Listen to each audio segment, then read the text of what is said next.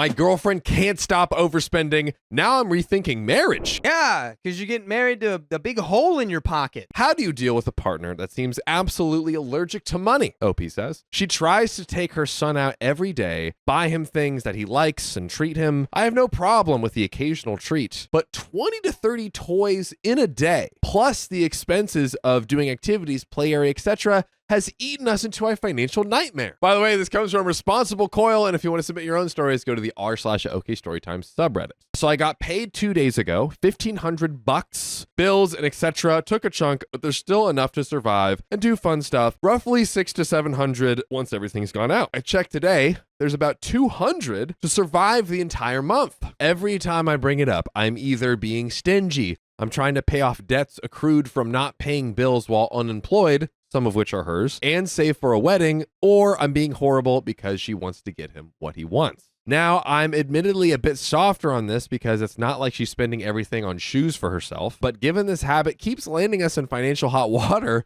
I can't keep asking relatives for help. And she spent $200 on groceries yesterday, a chunk of which she did for a stranger. A nice act, but not one she ran by me before doing it or checked the account, which has dropped us in it. Not to mention it again, came with $20 in toys, $30 in chocolate, with barely any actual food beyond some expensive steaks that she's fond of, and then food for the kids. So now she sees what little we have left, and she's panicking, demanding I come up with a solution, which is likely going to mean eating into the wedding fund, something I'm going to have to console her about. And honestly, part of me wants to flatly explain that she has caused this because she not only has very little money sense, but she's incapable of saying no. I'm not annoyed. I have to work to provide for everyone. I'm annoyed that a mess has been created that I now have to sort out because she has no financial sense. If I start setting limits, I'm being controlling. If I don't, I allow her to drive us into a financial disaster. I walk away, I'm punishing her, her sons, and my daughter. I have no idea what to do anymore. I can't pick up more shifts because that's not the kind of job I have. I've already sold most of what I personally own, and I can't keep taking the hit because of her poor impulse control. Quick edit, the daughter is 6 months old, so it's not really possible for her to say she wants new toys and fancy stuff. Right. That's This crazy. is a toddler. That's crazy. It's not even a toddler. I'm sorry, an infant. It's a freaking bean. 20 a day on toys means $20, not 20 toys a day. Sorry if I wasn't clear. Okay, that helps. And yes, they get broken/lost within a couple of weeks. So I often see the cash thrown in the bin. We have an update. I had the conversation. I think she realized she messed up when I told her we have no choice but to use some of the wedding funds. While she's not happy about it, she's fully aware that she has caused the problem and agrees that out of the two of us, I am far more financially responsible or stingy, depending on the day, and telling her that she cannot have her cake and eat it, no matter how nice it would be, has really opened her eyes that I am being serious. And if we have to cancel the wedding, it would be on her for not curbing this spending. As a consequence of this, I am taking control of the finances. All bills are funneling through me, and I've set up 3 accounts: bills, home, and fund, as well as my savings account that I am using to track wedding saving and spending. Doing a full breakdown with her, showing her how much we have to play with once bills/debts are covered, going through how much she spends a day out, and what a weekly grocery bill should come to. Then I'm breaking down the remainder, what needs to go away for the wedding to come to fruition,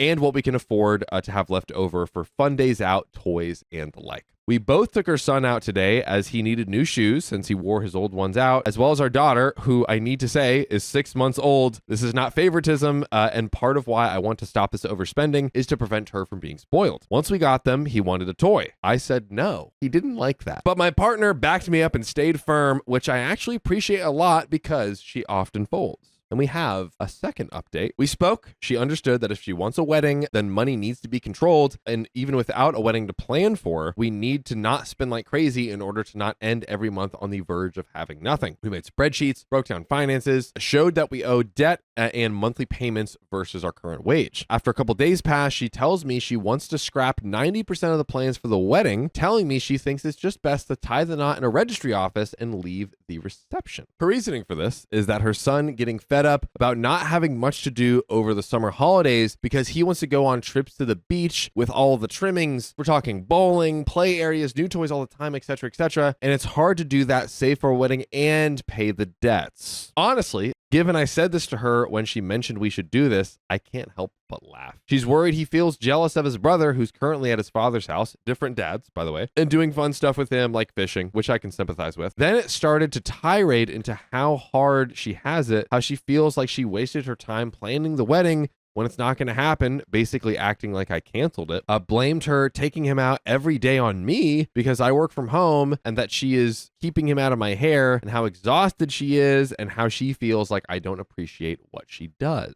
I do. I tell her every time I appreciate it, but she doesn't need to do it. I know it's exhausting. I've told her don't take him out all the time. I offered to go work at the office if she felt bad that he was being loud while I was at work, but no matter what, I am in the wrong. According to her, I can't just say I appreciate her. I have to show that appreciation with affection and spending time with her. While I appreciate this, Reddit, we normally start getting out of bed around 8, take the dog out that she wanted to go to the toilet. I start work at 9, so I work 8 hours a day at my admin job to pay for all the extravagance she wants without appreciation in the slightest. Once I finish at 5, I immediately wash up and start cooking dinner because she hates cooking, and I'm the one who stays in her son's room until he falls asleep so he both feels safe and doesn't start playing instead of going to bed. She claims her back hurts sitting on the floor too long. Before I had this job, I was also the one walking her sons to school and back every day, something she now does and also threw in my face. The only time we get to cuddle and hang out is about an hour a night after 9 when her son falls asleep, which I often try to cuddle or suggest watching a movie. And instead, she just sits there watching her phone or scrolling Facebook. I just feel like, what's the point? And do something else, which turns into an argument because I'm not spending quality time with her. I'm helping as much as I can. If I stop doing any of these tasks, she would complain I'm putting too much work on her shoulders. She does look after our daughters and entertain our sons, which I not only appreciate, I understand it's a big task some days, and I'm as supportive as I can be for that, but I'm not just exactly sitting on the sofa playing video games myself. The conversation ended up fizzling out and we both went to bed annoyed. She didn't take him out today and has been in a mood with me, acting like I appreciate nothing she does. At this point, I don't even want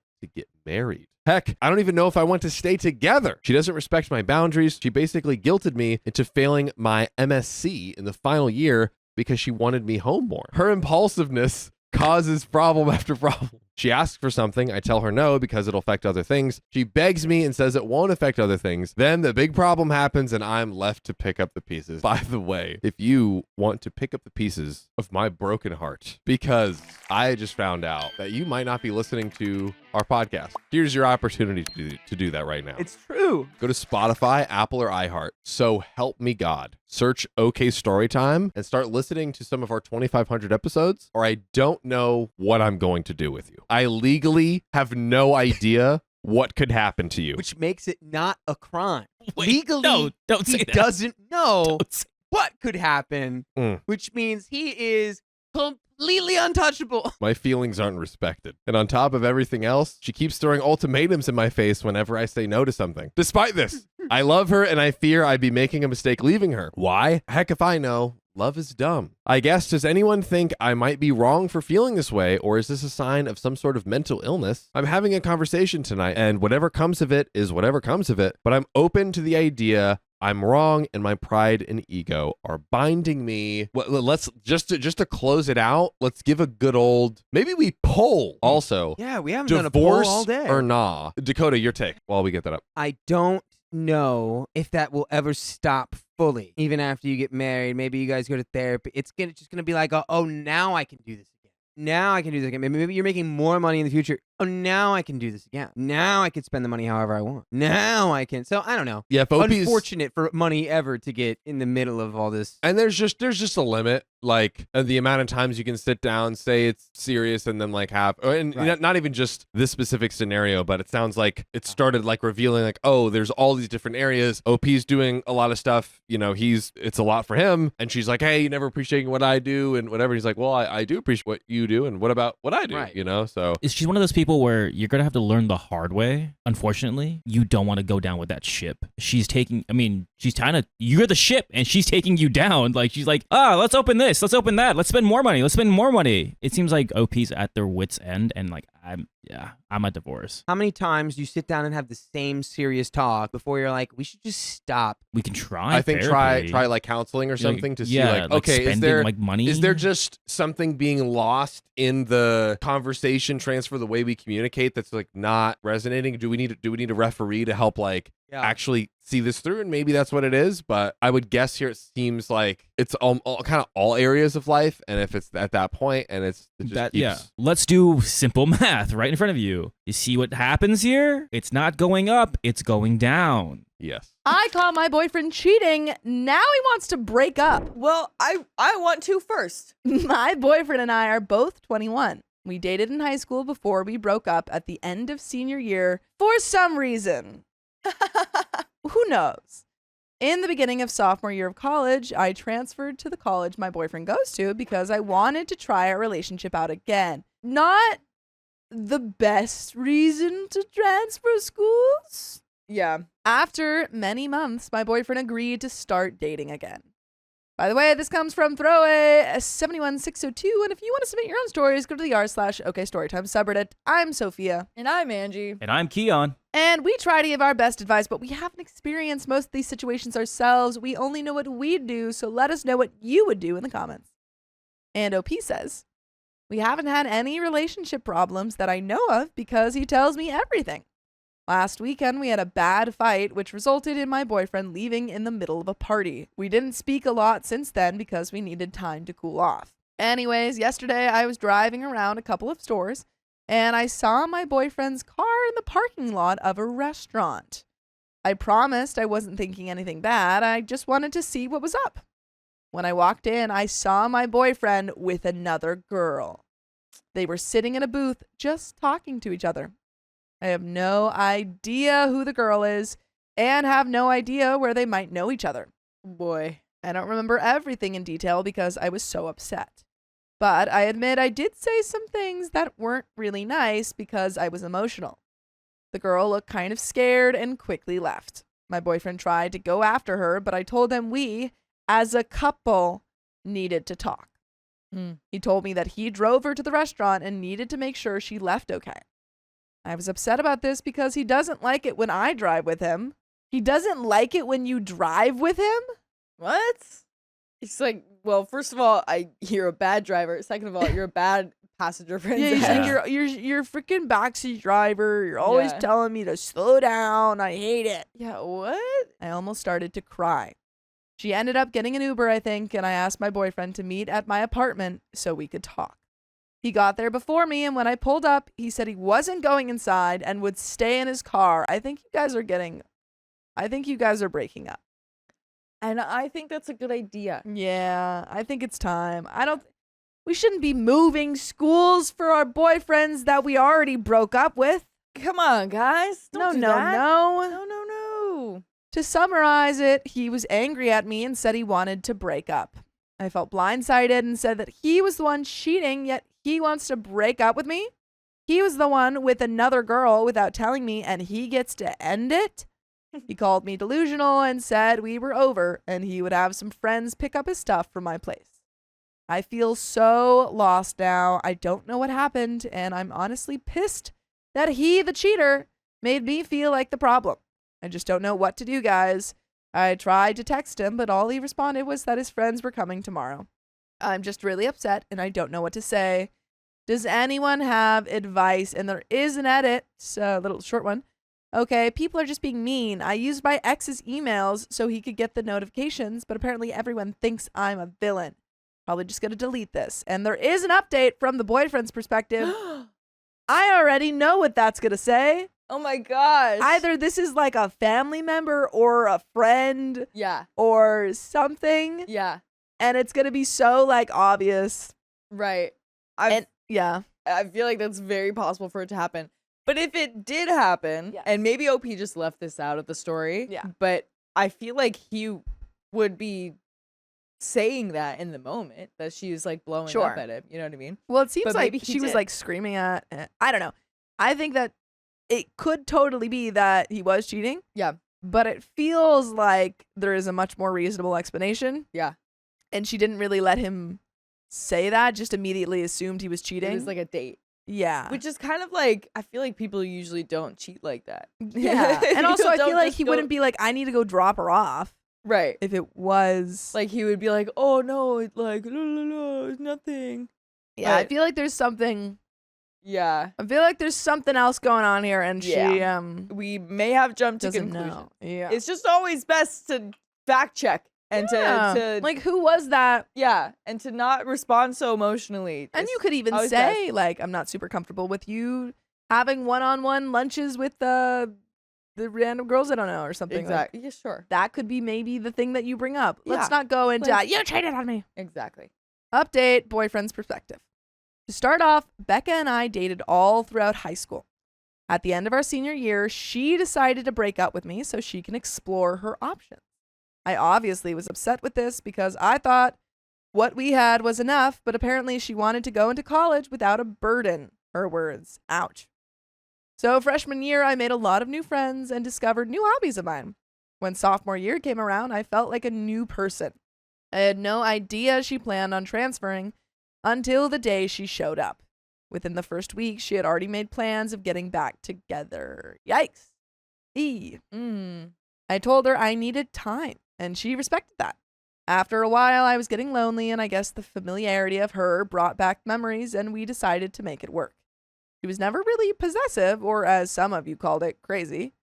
She always hated feeling left out, and I guess her reasoning for being like this was that she missed out on a whole year and wanted to catch up with me. What she said was true. She did get attention from guys, and although she never did anything, she reveled in the fact that she got attention from others, bringing it up any chance she got with, but don't worry, I wouldn't do anything. I started to understand that the breakup in high school was so she could hook up with other people without feeling guilty. Stop it. And all she told us was we broke up for some Yeah, reason. she's like, I don't even know why we broke up. I So long like ago. don't even remember. It was like we're both so drunk. We like blacked out. Yeah, and then I broke up. Yeah.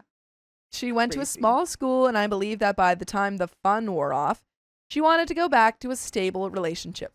I admit I shouldn't have stayed away, but I guess I got used to the stability as well. One of my new hobbies was working at an animal shelter. I usually go once or twice a week in the mornings to help out for a couple of hours. One of the other volunteers, Audrey, is the girl at the restaurant. I do not know this girl other than working with her once a week. I know she's 19 and know that she likes cats, and that's about it. On the day of the whole restaurant scene, I found Audrey crying in the break room, kind of separate room where employees and volunteers can go, having a breakdown.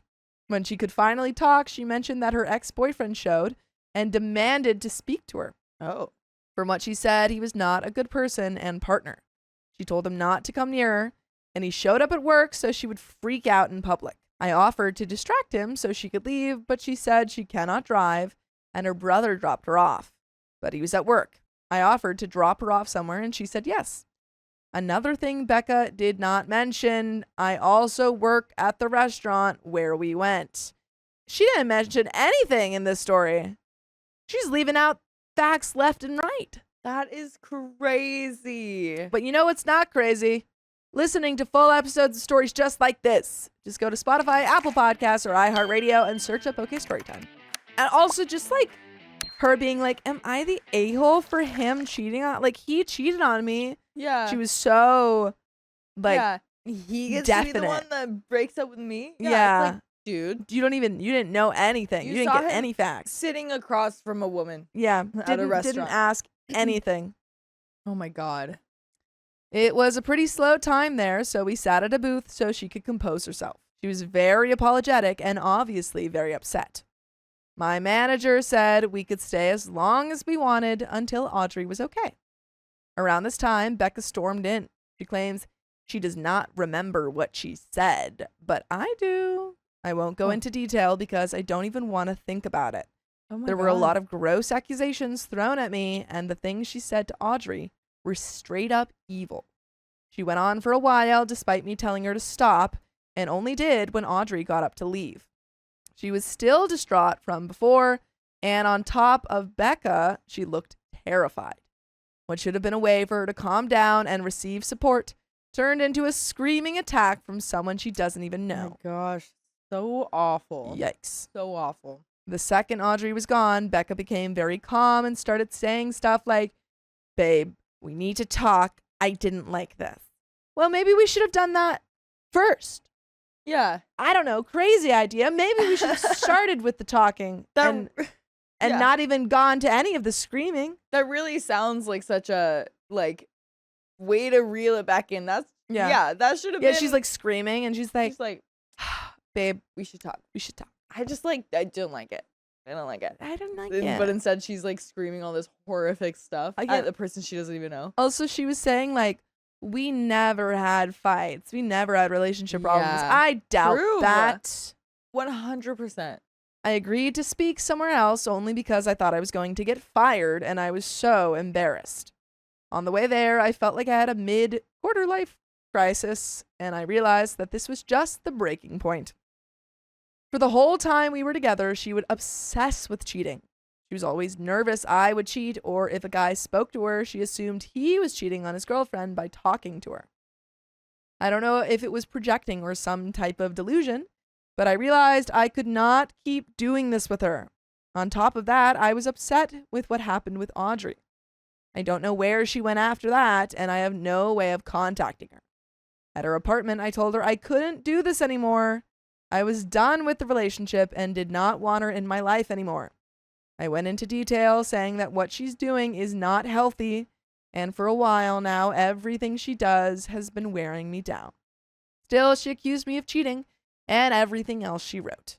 This is where I called her delusional and left. Anyways, I wanted to clear some stuff up for anyone interested. My friends plan on picking up some clothes that I left at her apartment for me. But at this point, I don't even want to bother. She can keep them or throw out whatever I have there. I think a lot of your comments got to her because when she texted me to check her email, she said that was her goodbye to our relationship and that she was done and would cooperate. I'm not sure I fully believe that, but it's time to move on from this, so I'm not going to push it. Hopefully, Audrey will be at the shelter next week and I can hopefully talk to her and apologize.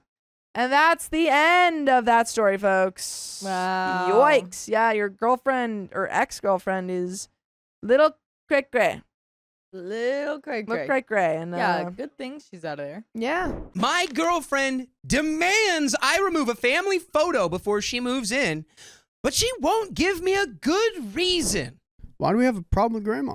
Why can't she be in the family photo? Maybe she just doesn't like the way they look. I don't know. Let's figure it out. Well, maybe it's like just that photo's so ugly. I will not live in the house with this ugly photo. That is not you. That is not you. I'm not allowing that. I, 26 male, think this is completely ridiculous, but maybe I'm actually wrong, so here it goes. I've been with my girlfriend, 26 female, for 5 years, but we've known each other since we were 15. I'm fortunate to have my own place, and we've discussed for a while her moving in with me as she's been staying in the house more often. By the way, this comes from user oddlocksmith9500 on the r/OK Storytime subreddit. This wasn't a problem until she was about to move in. I have a few photos in the house of me with members of my family. The problem is with a specific photo of me with my brother and father. She told me to remove the photo before she moved in to accommodate her. I asked her why, and she answered that it's quote-unquote weird. But to me, there's nothing weird about the photo. She's the one making it weird. Okay, I gotta see this photo. Oh, I thought you were going to drop a conspiracy. My conspiracy is they got a weird pose going on. And Frog pose or yeah, something? yeah, who knows? Because like some photos can be like a little like something's off, but it's just a picture of him and his dad and his brother. When they were young. Yeah, I don't know. Because she could have had past entanglements with either one of those people in those photos. So that might be a possibility as well. Or as it's Brittany Beach just said, she did the dad or brother. Exactly. That's my conspiracy theory. Put yours in the chat right now. I don't know. The only thing weird about the photos, maybe, is that all of them are when I was a child, but none of them are inappropriate or have something you could take the wrong way. She had no other argument than that, and in the end, I refused. And she said she wouldn't move in. And I was okay with that. Great. Are you, though? Dude, I think Great. you guys are both having weird priorities right now over this picture. Great. I didn't want you to move in anyways. This has been a topic of discussion for the past few days. Some of our friends and even my father said that I should remove the photo to make her feel welcome, but I just find that, again, ridiculous. Edit, I won't post the photo because I don't feel comfortable, but I will describe it as much as possible. Okay, so here's the. Oh my gosh! Just post the photo and blink out the eyes. Nah, it's a family photo. He's keeping it close to the vest. If you feel so uncomfortable posting it, then maybe it is a weird photo. We're about to find out. Well, if they find my Facebook or whatever, my Instagram, my family is there. So, Here's a description of the photo. all right. The photo was taken when my brother was 6 and I was 7. In the middle is my father with a grin from ear to ear, his eyes closed, and his arms extended to the side.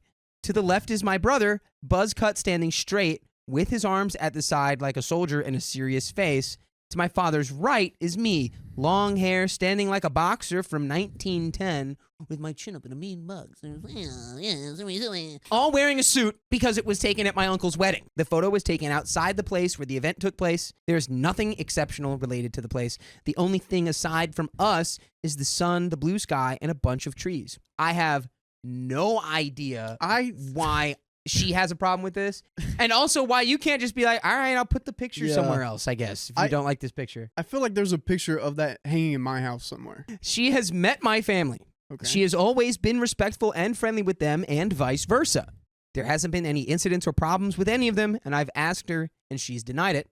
Her problem is with the photo I described above. I have other photos with my father and brother individually. I do the same pose in various photos. I have one doing the same pose with my paternal grandfather, where we were both wearing boxing gloves. He's the one who taught me the pose. She has stayed in the house multiple days, even weeks. She has things here. She never brought up the issue. I'm all for compromising, but I need a proper explanation other than it's weird. She is very fond of it, and that's not a problem. She's like, I can't see a photo of you when you were 7 years old with long hair. That's weird. But that's apparently not the case. Well, we I don't know. we don't have a reason yet. It's just weird. I want the reason. None of the photos stand out. They're put on a small part of the wall in the living room with the others, including the ones that I'm with her. They're not big, or I'd basically be upholstering the entire wall. She had issues with her family, but they solved it. But I don't rule out that something happened and she hasn't told me. I'm reading your replies, but my apologies for not answering every comment. There's just too many. We've talked this morning, and this has nothing to do with me or my family, but hers. Okay. The photos brought some feelings, and she was feeling bad for someone else and not for herself. It has to do with one of her nephews. He is going through the same situation as her when she was 15. No abuse for those concerned. And she has been blocked about what to do. You know what? I can really respect, too, like, clearly OP is keeping this stuff close to this. Like, he's not really saying what the actual problems are. He's trying to maintain as much privacy here as possible, which I respect that. She apologized for her behavior in the past days and for taking it out on me instead of coming for help. I'm going to see her once I get out of work so she can tell me about it, and we can find a way to stop her from going nuclear on her family, and we can help her nephew. So the photo reminded of something that the nephew is going through that she also went through? I think the photo was like triggering some kind of like trauma memory, or potentially like it was bringing up bad feelings because it made her, I guess, for some reason, remember something that also the nephew's going through. I don't know. It's very mysterious. Before the update, I will clarify some points, and also please excuse my English. It's my third language. I haven't heard that one yet. I looked at the photo for a solid 30 minutes, and again, there's nothing remotely wrong. It wasn't taken at the wedding, but at the reception. And still, it wasn't a religious wedding, and you can't tell there's a party going on. Also, I said the size of the photo, but I was just spitting nonsense. It's even smaller. Religion was noted. We are not religious, and we have no incidents related to it. My father's pose was also pointed out. I know it's hard to imagine it. His arms are not extended like a T. They are extended in an angle with his palms open, pointing at us. Like, look at them. I used grin, but smile is better. Synonyms in the end, but whatever. He says that in previous photos with him, we just stand there and smile, and he expected the same, but we just came up with that. I was the first to pose, and when my brother saw me, he didn't know what to do and ended up standing still and serious. He also says that our poses described perfectly how we were in our childhood. My brother, the goody two-shoes, and me, the troublemaker. He was trying not to laugh his butt off, and that's why he had closed his eyes and a smile from ear to ear.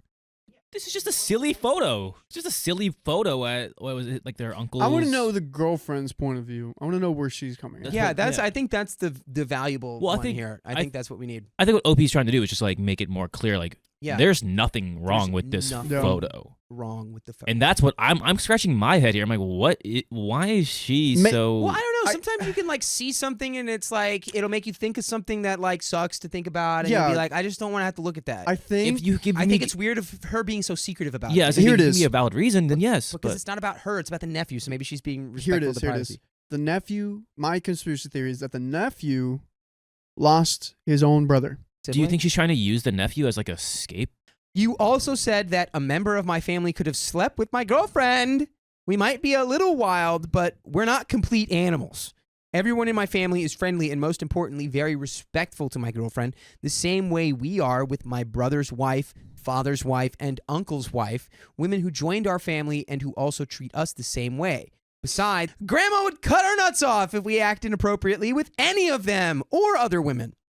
We, in any sense, would break someone's trust or would go lengths to split our already small family. We would rather lose an arm. And there are not incidents of this of any kind in my girlfriend's family either.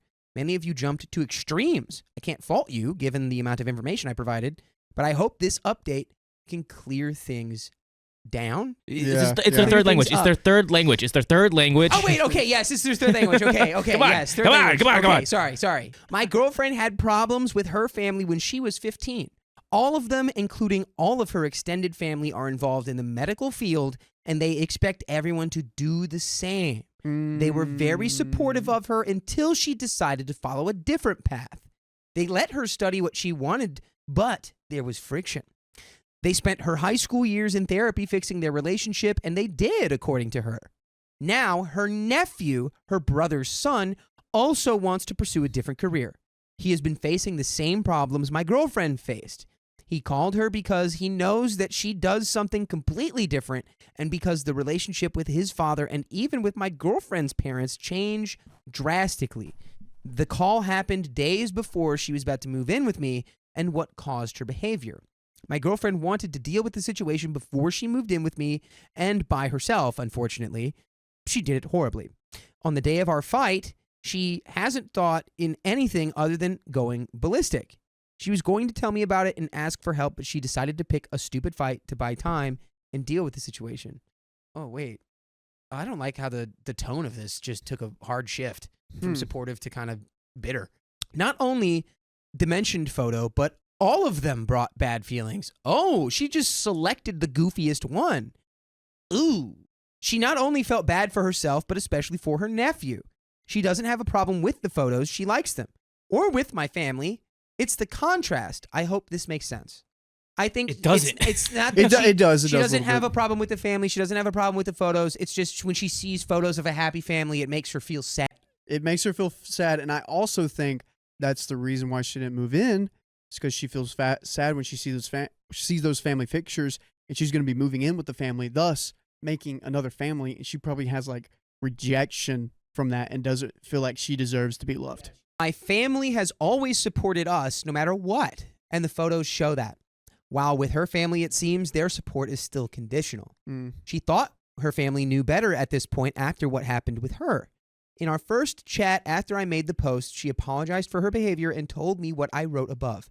She explained that she felt overwhelmed, and she broke down when the thought that I might be breaking up with her popped in her head, which was never implied by me, which prompted her to book an emergency session with her therapist. Nice. She had the session before our talk.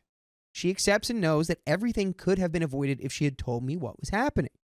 That's just really quick Dude. pause. That is some of the best advice for any relationship, whether it's a romantic one or one with your parents or siblings or friends. If you just talk openly about what's going on, you can save yourself so many problems. So many problems. And it's so funny that she mentions this, because I was reading a book on how to like fix or like inner relationships and how to like work with them.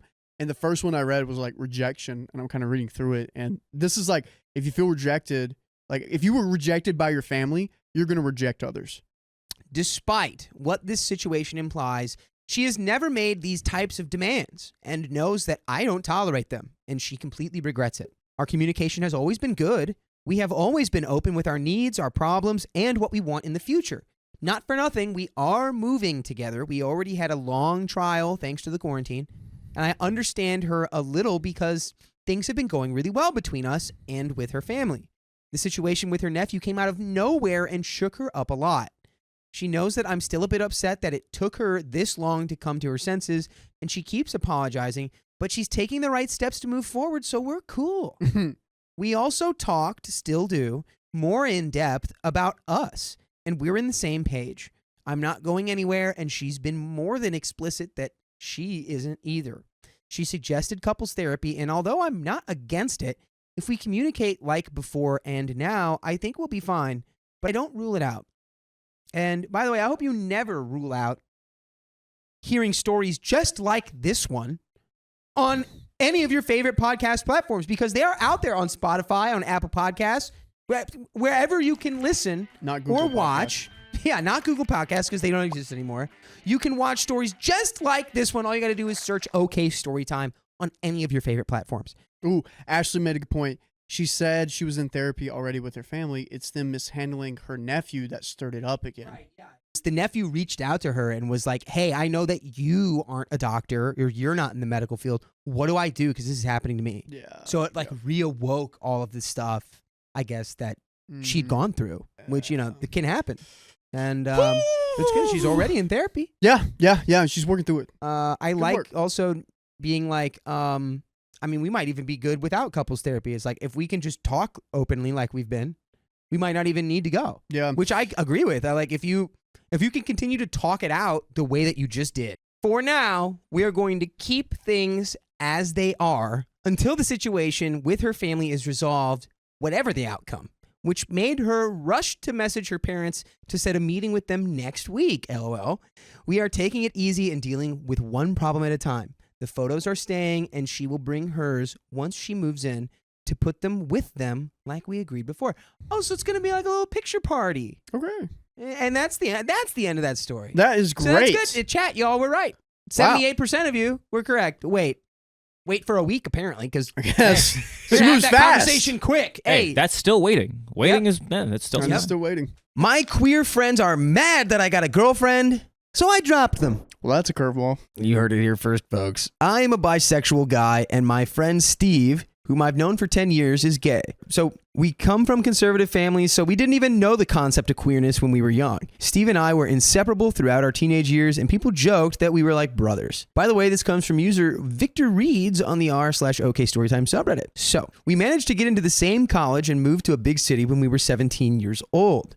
This exposed us to a completely different world, and Steve realized that he was gay. I realized that I, too, was attracted to men. Not knowing anything about the queer stuff, I thought I was gay too. Steve and I found other queer people, and our new friend circle was made of gay people. We couldn't tell our families that we were queer, so Steve and I could only depend on each other. Underground queer roads. Underground queer roads. Grade A plus commentary. That would be the underground queer railroad, would just be from the Midwest to a big city. Like, that is the underground railroad for gay people. Or West Hollywood. Move out of like the middle of Iowa to West Hollywood and you go, oh, I'm gay. We couldn't tell our friends that we were queer, so Steve and I could only depend on each other. We started dating men, but our initial relationships weren't very serious. After my first gay relationship ended, I realized that I was attracted to both men and women. I was bisexual. I told this to my group of queer friends who said that I was going through a phase, that years of brainwashing was the reason that I was attracted to women, that I would get over it, and they would told me that I was gay. Steve refused to accept that I was bisexual and told me that bisexuality wasn't real. So this is something I've heard from some of my gay friends or bisexual friends, like,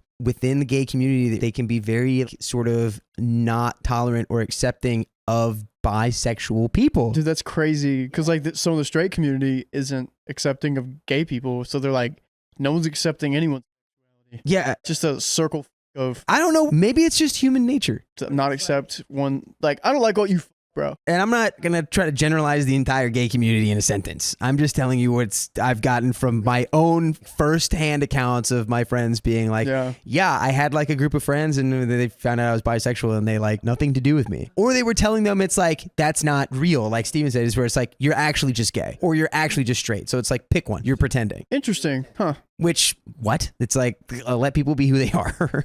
I tried to convince him, but he refused to accept that I wasn't gay. We were roommates, and this started causing a lot of tension between us. I decided to let it go and stopped trying to convince him. things went back to normal and I had 2 more gay relationships. Steve got into a serious relationship with a senior. Our families didn't know anything about this. Then I met my current girlfriend, Mary, at a bar. Mary and I hit off immediately. We exchanged numbers and kept talking for a week before I invited her out to our flat. I introduced her to Steve, and Mary and I went into my room. When she was leaving, I noticed that Steve was glaring at her. I didn't think much about this. Mary and I started meeting more often, and Steve refused to talk to her. I decided to ask him about it, and he told me that Mary was not good for me and asked me why I was being so close to a woman. I asked him what he meant by that, and he just stormed off. He's a pick me. Why won't you pick me? Can't you just be my gay best friend lover that I grew up with? Come on. He wants to live his idealized fantasy. Come on, let's go into a mountain. And your not real bisexuality is really throwing off my entire life plan. Steve started fighting me about trivial things that didn't matter before. Mary and I made our relationship official a few weeks later, and I posted about it on my story. When I got back to our flat, Steve and a few friends were waiting for me. They're having like a bisexual intervention. Steve started shouting at me, asking how I could betray him. He told me that I turned my back on him, and he called Mary a witch. I reminded him that I was bisexual and assured him that I wasn't leaving him. Our friends took Steve's side and asked me why I started dating a woman. They agreed with Steve that Mary bewitched me. Oh, wow. You know, apparently that's a thing. I left our flat, and when I came back later, Steve refused to talk to me and told me that he wouldn't talk to me as long as I was in a relationship with Mary. I hoped that this would blow over, but Steve refuses to talk to me a month later.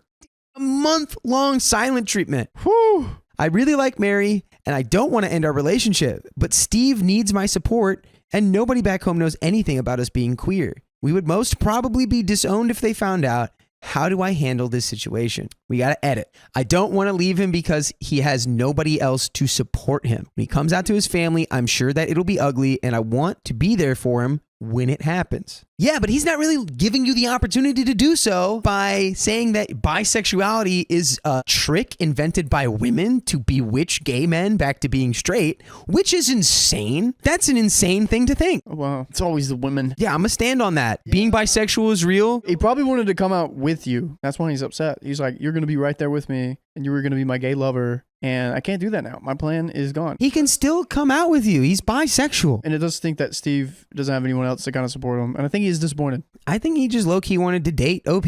Oh, yeah. He's just mad that he can't date OP because he's got a girlfriend now. It really is not very cool vibes from Steve. All right, we have an update. After I posted on Reddit, I decided to tell Mary about Steve not talking to me. She was extremely supportive and told me that she'd support me in anything I decided to do. Some people asked if Mary knew about my gay relationships. I told her about my earlier relationships and me being bisexual in our first date, and she was okay with it. I did not know biphobia was a thing until the comments told me about it yesterday. I assumed that everybody in the LGBT community supported each other, and I thought I was doing something wrong. As many people suggested, I decided to cut off my toxic friend circle. Nice. And I won't be talking to them in the future. Nice. Good job, OP. I fully support that. A comment about the relationship between Steve and I being codependent made me rethink our friendship. I didn't even think about that, but yeah, that codependency could be a real thing there. I realized that we were depending on each other too much. We were the only connection to home left for each other, and this made us way too dependent on each other. I felt like we just needed some space from each other. I decided to move out, and when I told Steve about this, he started crying and begged me not to leave. He said he would talk to me and that he would tolerate Mary, and I told him that we were just being codependent and he wouldn't need to tolerate me if he didn't like my choices. I told him that I would be there for him when he decides to come out and that he could always count on my support. Steve kept crying, but I told him my decision was final. Good job, OP. You made a decision. You are putting a boundary. You're standing on business. I went back to my room, called Mary, and started crying. And again, sometimes standing on business is hard. I did not want to leave my friend alone. She listened to what I had to say and reassured me. I had to look for a new place to live, but Mary called me a few hours later and told me that one of her friends has a room and that I could move in with them. I thanked her for her help. W. Mary. Let's go. Good girlfriend. Good job, Mary. Steve's friends started calling and yelling at me for abandoning them for a girl. They accused me of being a bad friend and accused Mary of breaking up our friendship. When I called Mary later, she told me that my friends were calling her and shouting at her for breaking up my friendships. I apologized, but she was very understanding and told me that she would be there for me if I needed her. Hearing her say that made me feel better. Yeah, Mary, hey, Big W for Mary. That's another W for Mary. And you know what's another W for you? Is if you join us live on YouTube every weekday at 3 p.m. PST, just tap our profile. So we do have a little bit left. I think, honestly, you've had a rude awakening that I guess biphobia is a thing in the gay community. You know, I think you're making the right call here. You've done it in a way that I think has the highest likelihood of maintaining a positive relationship with Steve. Yeah. Forget all those other people that you guys know. They're not important. What's important is that this guy that you've had a friendship and a relationship with your entire life, essentially, it's still maintained. You don't want to lose that. And, you know, it's a confusing time. They'll probably come around. Yeah. You know, they'll probably be like, hey, I understand the way I treated you. They may apologize one day. And I hope, OP, you were open to that if they apologize. Yeah, I would hope so. It's a lot to go from being like closeted, not even knowing you're gay, to moving to a big city with your best friend. And then both of you are like, oh, I'm gay. That's a lot to digest, like in a brief period of time, for sure. So it's going to continue to develop. I'm moving out, putting some distance between Steve and I and blocking my earlier friends. This ordeal has made me understand that I made the right decision by sticking with Mary, and I appreciate her way more now. A lot of you mentioned that Steve might have feelings for me. I've only ever thought of him as a friend, and I might have given it a shot before, but now I'm afraid of a romantic relationship with him. Thank you to all the people who gave me advice and helped me decide. Yeah, I think that's a pretty accurate statement. You do not want a relationship with Steve. That would go full-blown nuclear at the drop of a hat. Oh, yeah. Yeah, I think they're right, too. I think it's clear that Steve maybe has had some feelings for you. So, but, you know, time will heal all wounds, hopefully. Good job standing on business. My boyfriend's mother might be faking her sickness. Now I want to leave. I'd be sick of it too. I, 25 female, live with my boyfriend Liam, 24 male. About a month ago, his mom, Tanya, began claiming she's passing away of cancer, but no diagnosis has been confirmed. Every hospital visit ends with her being sent home. A nurse even told Liam she might be faking. By the way, this comes from No Selection 4028. And if you want to submit your own stories, go to the r/OKStorytime subreddit. I'm Carly. I'm Riley. And I'm Keon. And we're here to give good advice goofily, but we don't have all the answers. We only know what we would do, so let us know what you would do in the comments. It started when she stayed one night at our one-bedroom apartment that turned into a week of chaos. She refused AC and fans, said they hurt her skin, but blow-dried her hair daily. The apartment smelled awful. Everything had to be dark and silent, and she constantly demanded help. She even stormed into our bedroom at 3 a.m., asking Liam for massages. We sleep unclothed, so that was awkward. She criticized our Buddhist souvenirs, insisted we hang a cross, I did, and complained non-stop. Oh my gosh. She suggested we move in with her an hour from our jobs and school. I'm a full-time student with 2 jobs and a 4.0 GPA, and I was falling behind. Liam, who works full-time, switched to remote work. His boss hated this, to care for Tanya. Her health updates were always shifting. MRI, canceled surgery, then chemo postponed due to infection, then E. coli. Always a new reason. No clear diagnosis or paperwork. When her husband David, who funds her lifestyle, was away, she made us go to her house to get her jewelry because she'll thinks he'll steal it when she passes away. He's a heavy drinker, according to her. We were supposed to take her to the ER right after, but we ended up staying 16 hours doing chores. I folded 420 clothing items, cleaned the whole house, and felt like her unpaid maid. Not a single please or thank you. She was stalling to go to the ER, and when we finally got there at 5 a.m., she said she'd check herself in and sent us home. 3 hours later, she called us again, sobbing for help. She had been rejected by the ER. I suspect she faked it. Liam and I have both been skipping meals, losing sleep, and falling behind at work to help her. He's once said he's waiting for her to pass away so we can move to Europe. He's been forced to manage her divorce, lawyer meetings, and funeral prep. Meanwhile, David, who's paying the hospital bills and had been kept in the dark about all this, sent Liam aggressive texts like, I call BS and don't show up at my house no more, then later apologized. Tanya called again, begging for help, but this time she wanted me because David is jealous of Liam. I had clearly told Liam that I needed that weekend to study for final exams, and going to that house alone seemed sketchy. Now I'm planning a 2 to 3 week Europe trip to see my mom, who I haven't seen in over a year. Liam says he supports it, but called it a little selfish. He asked, if I were passing away, would you quit your job to be with me? And if it were your mom, would you help her? I felt pressured to say yes, but truth is, my family wouldn't lie to me or use me like this. Also, that's different then, Liam. It's your mom. You go be with your mom. If you really need that help, I'll be there for you, but I haven't seen my mom in years. Also, he's asking the wife treatment, like Yeah. girlfriend status. I love Liam and I want to be there for him, but I don't trust his mom. And this is starting to affect our relationship. Am I the a-hole for refusing to help Tanya and going home to Europe? Consensus, not the a-hole. Advice ranges from sit him down and set some boundaries, to just go visit your mom alone, to break up with both of them since you didn't sign up to be in a throuple. Comments by OP. Here's the refined version with repetitive parts removed while maintaining your authentic voice. He's assured me multiple times that I'm his priority.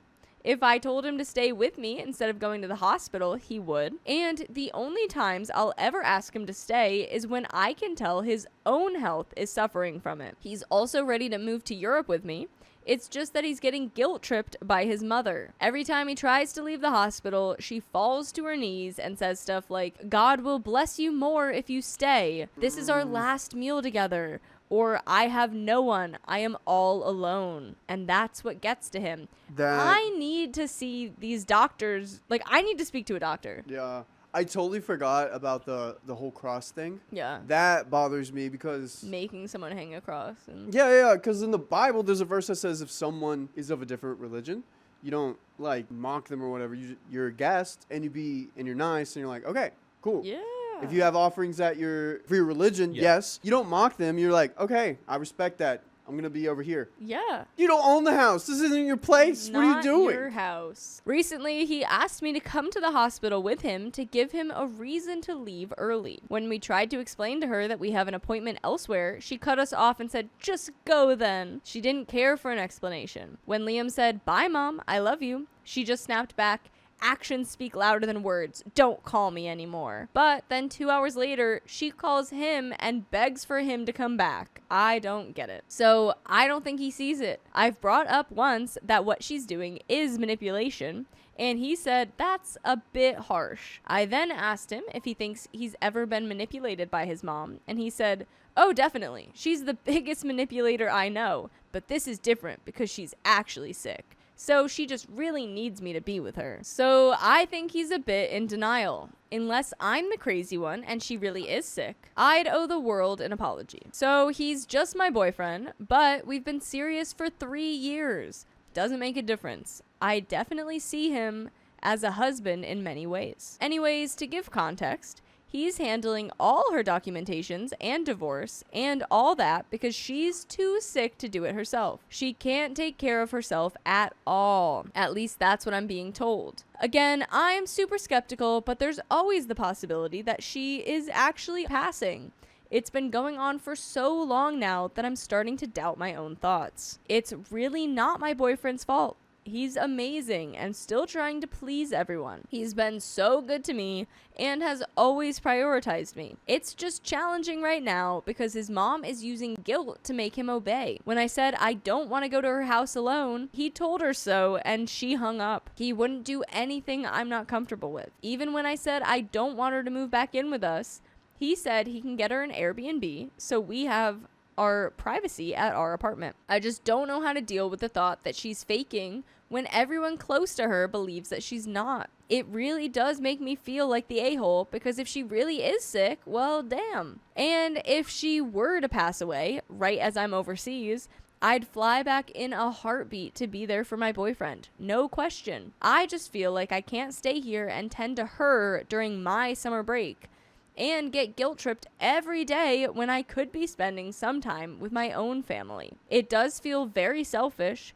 but I haven't seen my family in a year and am not sure if it makes me the a-hole to leave my boyfriend behind. I wish he could just come with me, and he said he totally would if he had any more PTO, but he used it all on his mom. Downvoted. I don't think I've ever given all I can give, though. Ever since she made me clean her house, I've been trying very hard to avoid her. I felt so humiliated that day. So, my boyfriend has been tending to her for a month straight now, while I've been tending to him, not his mom. I've also been trying to focus on school and work, but he is my priority, not Tanya. And I feel bad that he doesn't have that option to just focus on himself without feeling like a horrible son. He feels so lonely in this because all his family members say they care, but nobody is involved the way he is. Somebody suggests therapy for the mom is a must if she wants to stay. Ever since we invited her to stay one night, I had the feeling it was going to be months until this gets settled. I like your advice, however, my boyfriend is strictly against therapy. Have kindly suggested it to him in the past with his own issues, but he refuses to even consider it. I doubt he'll suggest it to his mom, especially since he doesn't think she's manipulating us. I will try though. Worst thing that can happen is he says no. Thank you. I know we're reading this on text. We don't know what this couple looks like, Yeah. or how long or how well they are when they get together, or like if they're even a good couple. It's been 3 years, I think they said. Dude, 3 years. I'm giving them one last try. This has got to happen or I'm out. Ultimatum it. I'm not a big Yeah. fan. Actually, I'm a big fan of ultimatums in the right scenarios. Okay. This feels like it. He's not seeing it. You're going to have to still be your little minion. We've tried getting her assisted living and hired help, but somehow they all refuse to take the gig. Something's always preventing her from getting help, and I can't tell if it's true or if she's the one denying help. Also, I do not think that his family should be as important as mine. We see our partnership as a family, meaning his family is, whether I like it or not, my family. So I do think if she was passing, I shouldn't just go on vacation in Europe. I'm only considering it because I don't believe she's that sick. And if she is, then she should get help and not exploit my boyfriend. I also feel like this has been sounding like it's not any like imminent passing. So if you're going to Europe for 3 weeks, like very soon, I don't think there's going to be that fear of her like passing while you're gone. Yeah. It might be her last meal with her son. Her son's home. Her son's not going on the trip. He doesn't have PTO. Well, I think he wants her to be there. Remember every single thing? But he was perfectly fine with her going to Europe. So I'm like, yeah, go to Europe. Don't Well, be yeah, stressed. last then, but as soon as it gets closer around the corner, the mom is going to start. Not amping it OP's up. mom. So who else is going to start folding their laundry? Her son? No, he needs OP to do it. Maybe a mixture of both. She got sick, then realized she could get Liam's attention all day, every day. We'd been talking about moving to Europe, so maybe she wants to keep her only son nearby. She always seems supportive of our plan to leave the US, so I'd be surprised if this is her intention. I see your point and just want to agree so badly. I'm just so confused because she was always so supportive of us. She'd say, I love you to me, buy me clothes and other gifts, give me her old car when mine broke down, and always says she loves our pictures and wants us to go travel the world. Granted, she has always been obsessed with her son and clearly jealous, but in a modest way. She'd never act on it other than guilt-tripping him into spending some time with her.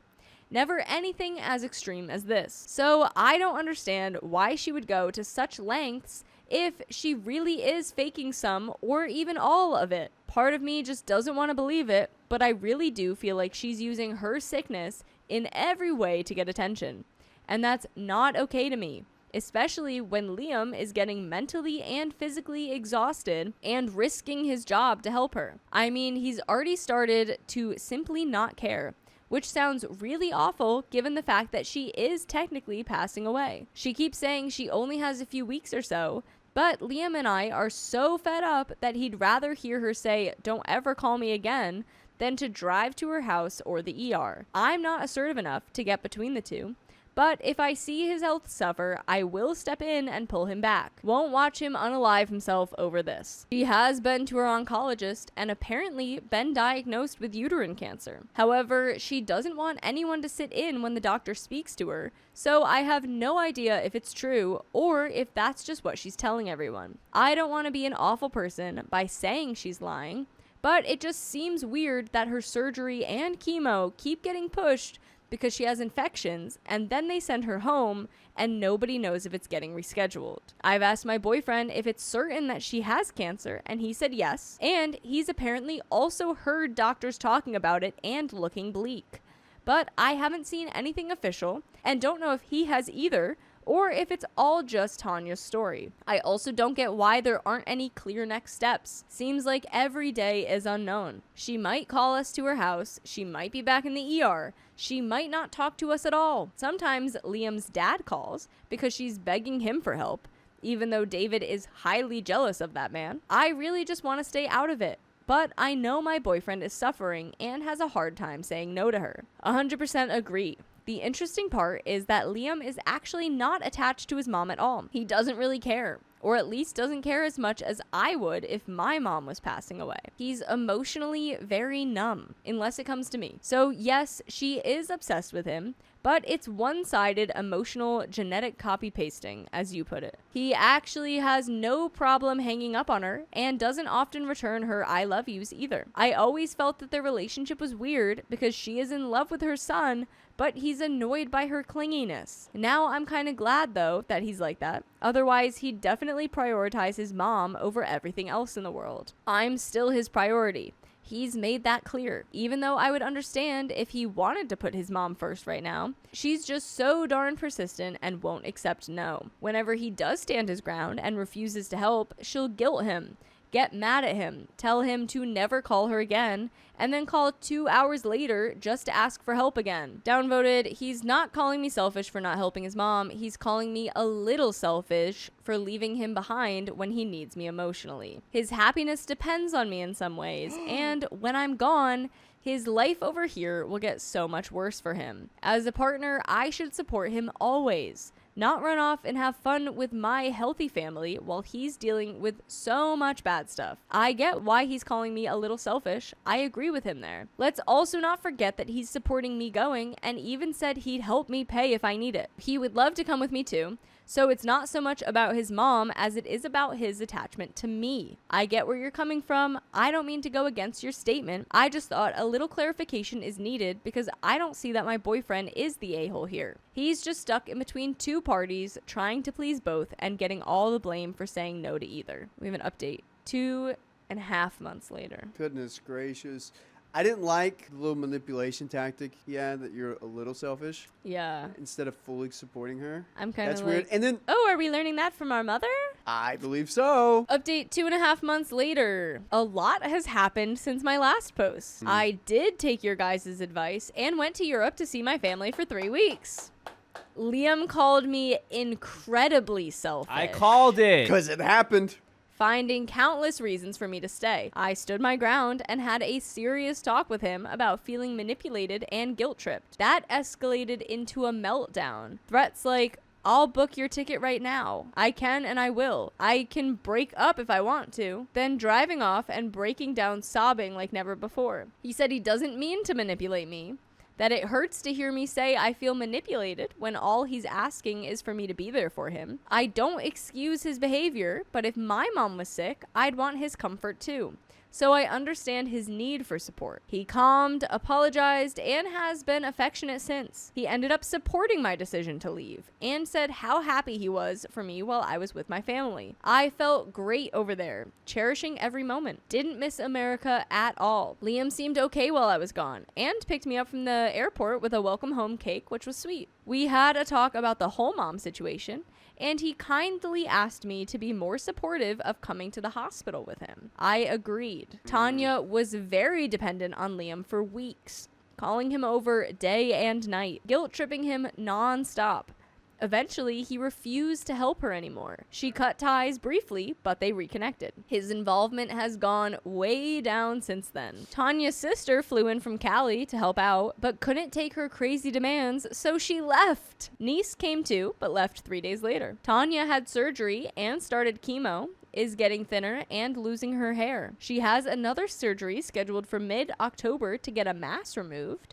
And a nurse at the hospital did say to Liam, while I was there to witness, I'm glad you're visiting your mom. answer can be so tough. I don't think Tanya is faking anymore. Am I the a-hole for being unsupportive? Despite believing Tanya, I haven't been involved at all since returning from Europe. I'm better at standing my ground now and defending myself when I feel manipulated by them. I learned how to say no. May not have mastered it yet, but I'm prioritizing my grades and my family over his mom's odd demands, while also balancing quality time with my boyfriend. I show sympathy for his mom and text her here and there, but I agree with Reddit comments that it's not my job to treat or nurse her or spend my weekends doing her chores. By the way, you can spend your weekends with us by listening to full episodes with stories just like this. Just go to Spotify, Apple Podcasts, iHeartRadio, search up OK Storytime. While doing your chores. I was gonna say, by the way, a lot of people love listening to us while doing their chores. It's true. It's true. It's We're the most true. productive podcast out there. Everyone, what are you doing right now? Chad. At least half of you are probably cleaning up something with us in your ear holes. That is true. There's a little bit left. Other updates. Tanya didn't get divorced. She needs David to pay her medical bills, but tells people he's a rude, heavy drinker who's waiting for her to pass away. Liam quit his job. It was too much on top of his mom. His mood is way better. He's healing mentally and treating me better too. I support his unemployment for now because he's working diligently on projects and has enough savings for his part of rent. I hope it brings some clarity. That's the end of that story. My boyfriend refused to pay me back. Now I'm ready to tear him down. Tear him apart. So, I've been dating my boyfriend for almost 4 years. During that time, I have paid for practically everything. He was in school finishing his degree, while I already had the house, the cars, and a full-time job. To really understand the differences between us and why this conversation matters, I need to give some backstory. By the way, this comes from user JuniorReality1314, and if you want to submit your own stories, go to the r/OKStorytime subreddit. I'm Keon. I'm Dakota. I'm Carly. I've had 1 or 2 jobs almost every day since I was 14. In college, I worked 2 jobs while carrying a full course load, about 8 classes a semester, and I graduated debt-free. I've always worked hard at every job I've had. After graduating, I worked in my field for a year, but after nearly a year of isolation, I moved back home. I took a different job, not related to my degree, but the money was great. I hated the company with a passion, but I stuck it out and saved. By 30, I had over $42,000 in my 401k, my own house, paid off cars, and financial stability. I recently left that job for my mental and physical health, and now I work in my degree field at a job that pays less, but brings me much more happiness. Everything I own, I worked incredibly hard for. Now, my boyfriend. He graduated in May 2025. During school, he usually had only 3 or 4 classes, mostly online. Part of this was because of the vid, and part because his degree is in technology. Still, in the 4 years we've been together, he's been through 6 different jobs. He couldn't handle both 4 classes and a part-time job, and the only side work he occasionally did was DoorDash, when he felt like it. Most of the time, he was online, either in class or playing video games. I don't hate gaming. I'm an avid gamer myself, but watching him sit at a computer for 18 hours a day while I worked 10-hour shifts at a job I hated built a lot of resentment. Now it's a 6 to 7 hour shift for 12 to 18 days straight, before 2 days off. Then, during the summer, we would sometimes have a full-time job, but it only lasted for about 2 months. On top of that, he accumulated debt through credit cards. One even went to court, which he ignored, saying he'd paid it back when he could. That rubs me the wrong way, especially now that he also has student loans. These debts are a few thousand combined, no more than $6,000, I think. And then there's the money he owes me. When he first moved in, he promised to help with rent and bills. After 3 months of him not paying, I started keeping track of what he owed me. Not little things like coffee, but bigger expenses. Things like half of a rental car he swore he'd cover, the dog he begged me to get, his vices, the car I bought for him to drive. You bought this man a car? Oh no. And a dog? Vacations and tuition. That's a wild list to be like, you owe me, like, this is what you owe me. At one point, he couldn't afford tuition, and his grandmother gave him $4,000. I gave him another $1,000. That's crazy. Another $1,000 so he could finish his last semester. Altogether, he owes me over $35,000. Around $25,000 of that is the rent he promised me, which was about $650 a month for 4 years. Oh my God, man didn't pay you rent for 4 years? OP. No. What are you doing? Oh no, that is way too long to let him do that. No. I didn't keep track to screw him over. I just knew I would forget otherwise, and he promised me he would pay me back. When he went 10 more years? That's so crazy. Double it and give it to the next person, it seems. In fact, for the past 2 years, I've left things off the list that he said he'd repay, but never did. And yes, I did include credits for the few times I owed him money. At one point, when things got tight, we agreed that once he got a good paying job, he'd cover for the mortgage for however long it took to make things even for the rent he owed, and he'd pay me back for the rest as we went along. He also once suggested buying me a brand new expensive car to make up for everything. But I don't need or want that. As of now, he still doesn't have a job in his field or his CDL license. He works about 12 hours a week at one part-time job and hasn't started the other job he's supposedly been hired for because they're just not communicating. Recently, he suggested getting a joint bank account. No, don't do that. Getting a joint bank account where he could deposit money, but only I could withdraw. That conversation brought us back to what he owes me. His logic is, I'm going to take care of you like I promised. And if it was you who owed me, I wouldn't make you pay me back, babe. My logic is, he promised to pay me back, and I value keeping promises. He doesn't. For example, once he swore on his dad's ashes that he'd do the dishes, and never did. Ew. Who even does that? Oh my God. Oh, I would leave anyone who did that on principle. If that man can say that with his chest, that I'm gonna do the dishes, a normal chore on his dad's ashes. No, you don't understand. I'm actually just talking about the ashtray. My dad is alive. I'm talking about the contents of his ashtray. That My is dad. insane. My dad's at work right now. He just rips darts all day. So, am I the a-hole for expecting him to pay me back?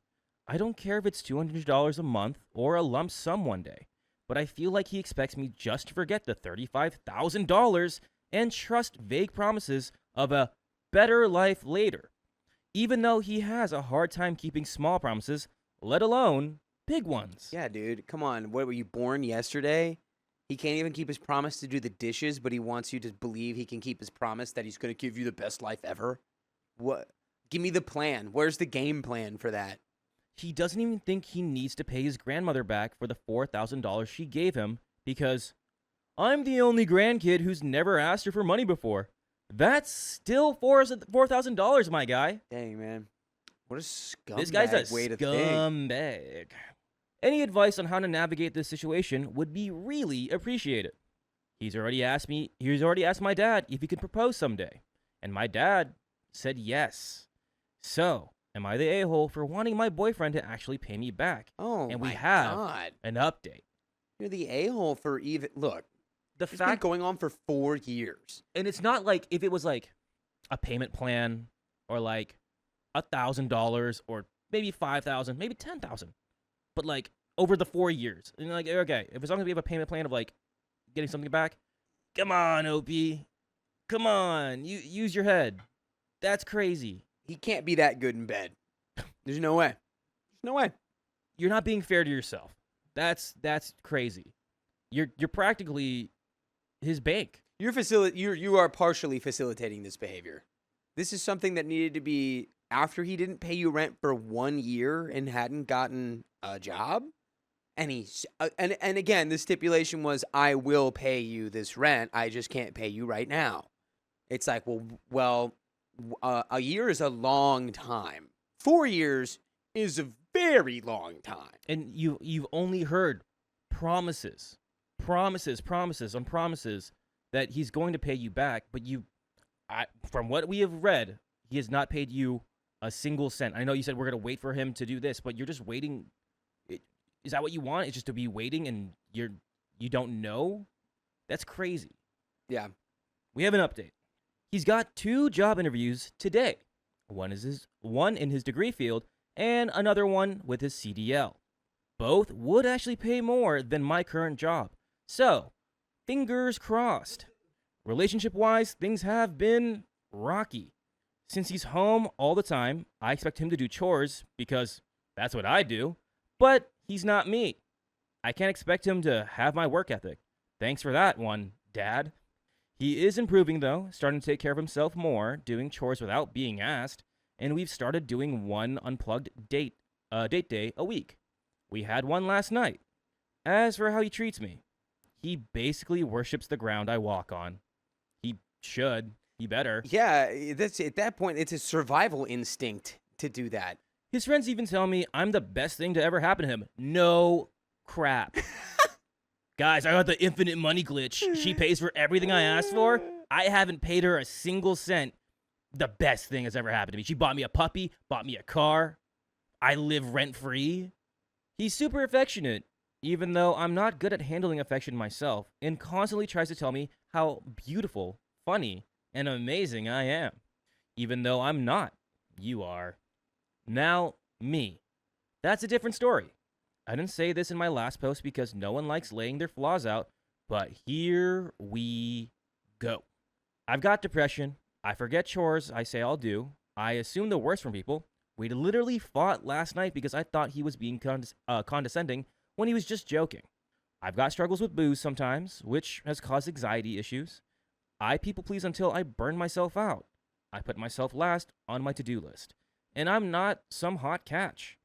I'm overweight, 170 at 5'5", unhealthy, maybe a 6 out of 10 on looks, and some days I don't even brush my hair because it feels like too much effort. I'm not saying this for pity. I'm saying it because he puts up with a lot from me. We've had some really difficult times together, and he's been supportive through my struggles. He's stuck by me when I've been at my worst. So when people say I can do better, I'm not so sure about that.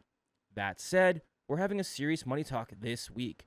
My plan, he covers the mortgage by giving the money to me. His name is not going on my house to make up for missed rent. And he pays me back what he promised. I don't want gifts. I don't want him to have all the bills in his name. I don't want a joint account. I just want him to prove I can trust him financially again. But it's like, should you have you never should have trusted him financially. Yeah. If he fights me on it, fine. I'm not putting any bills in his name until I know he's reliable. And by the way, I know I can rely on you guys by listening to full episodes with stories just like this one, by going to your favorite podcast app, Spotify, Apple Podcast, iHeartRadio, and searching OK Storytime. A little bit left. OP, you're defending this. You're defending his actions. You're coddling him when you know it's not right. You're not being fair to yourself. And I think, again, with everything what you said, obviously, I don't know your relationship, but again, it's if the money keeps coming, I'm going to keep kissing the ground she's walking on. I'm going to keep telling her things that she wants to hear. But he hasn't done, it seems like his actions speak louder than words.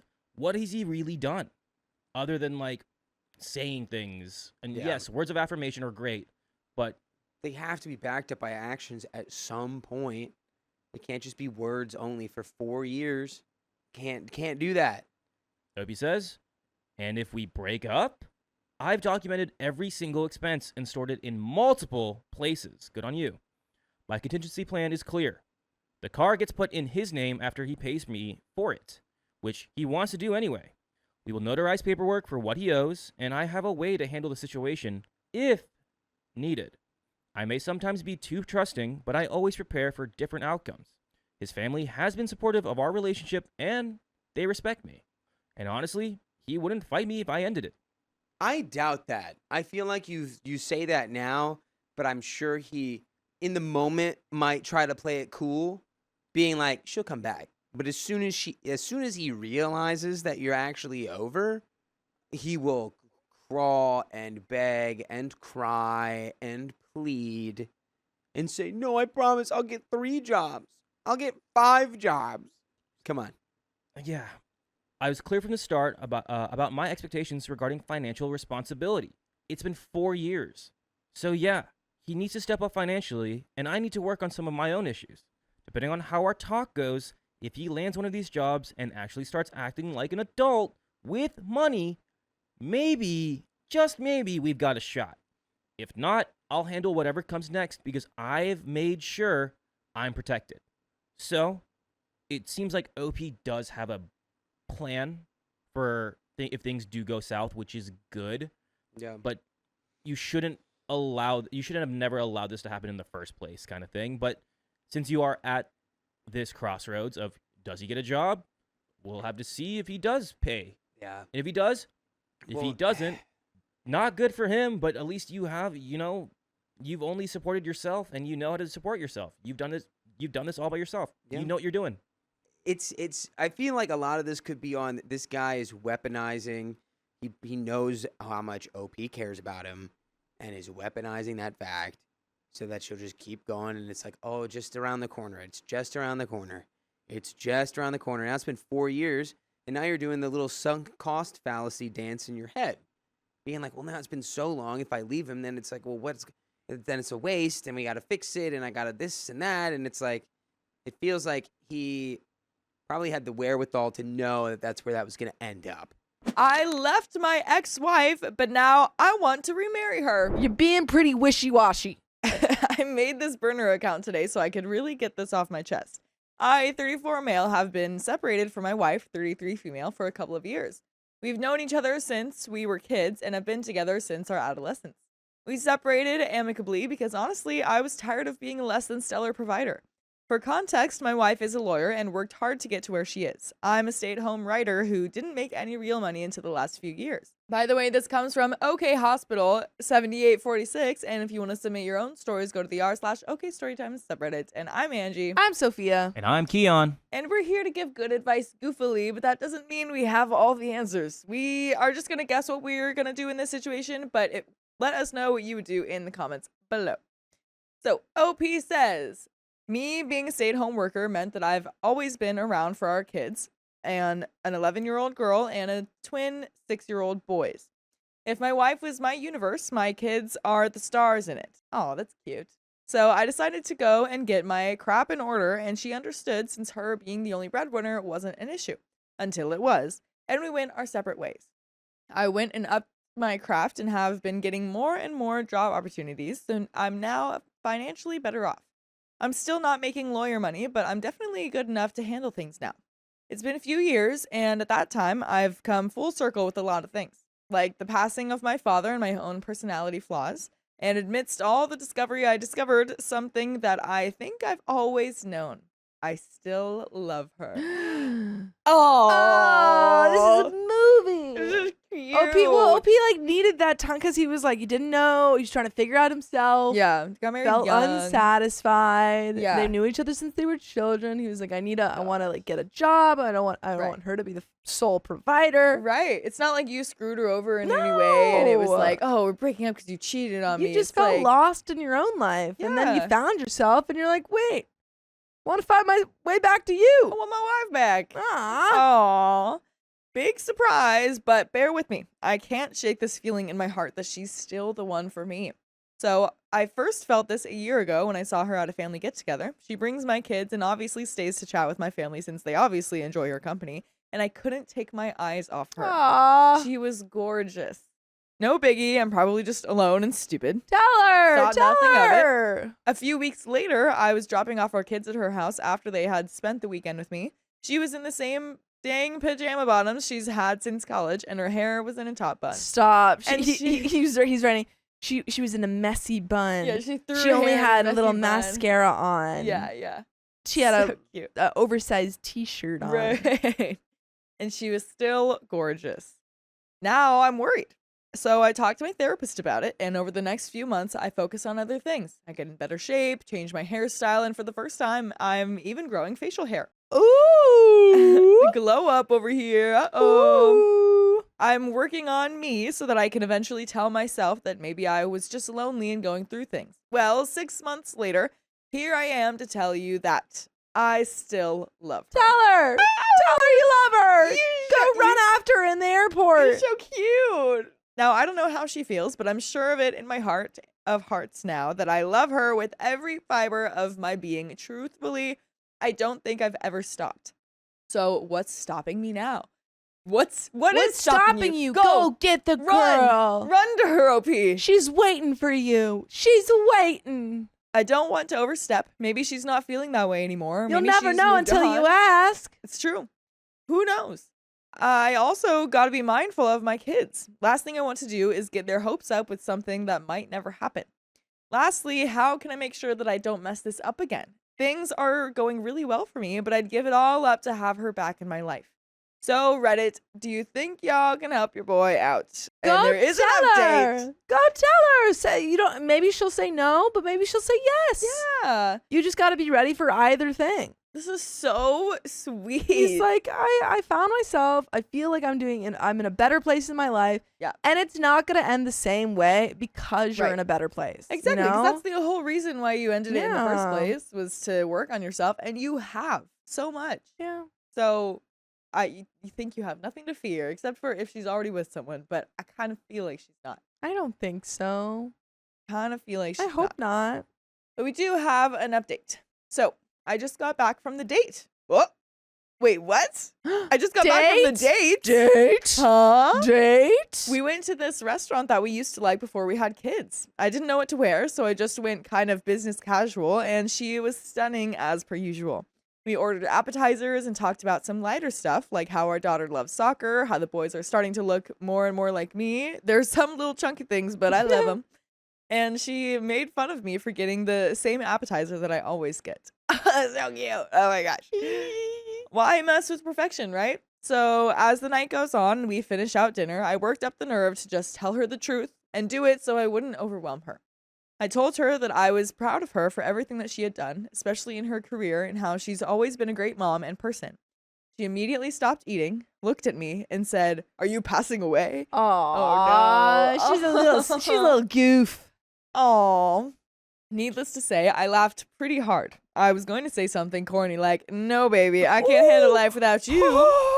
But I figured this wasn't the time. No baby.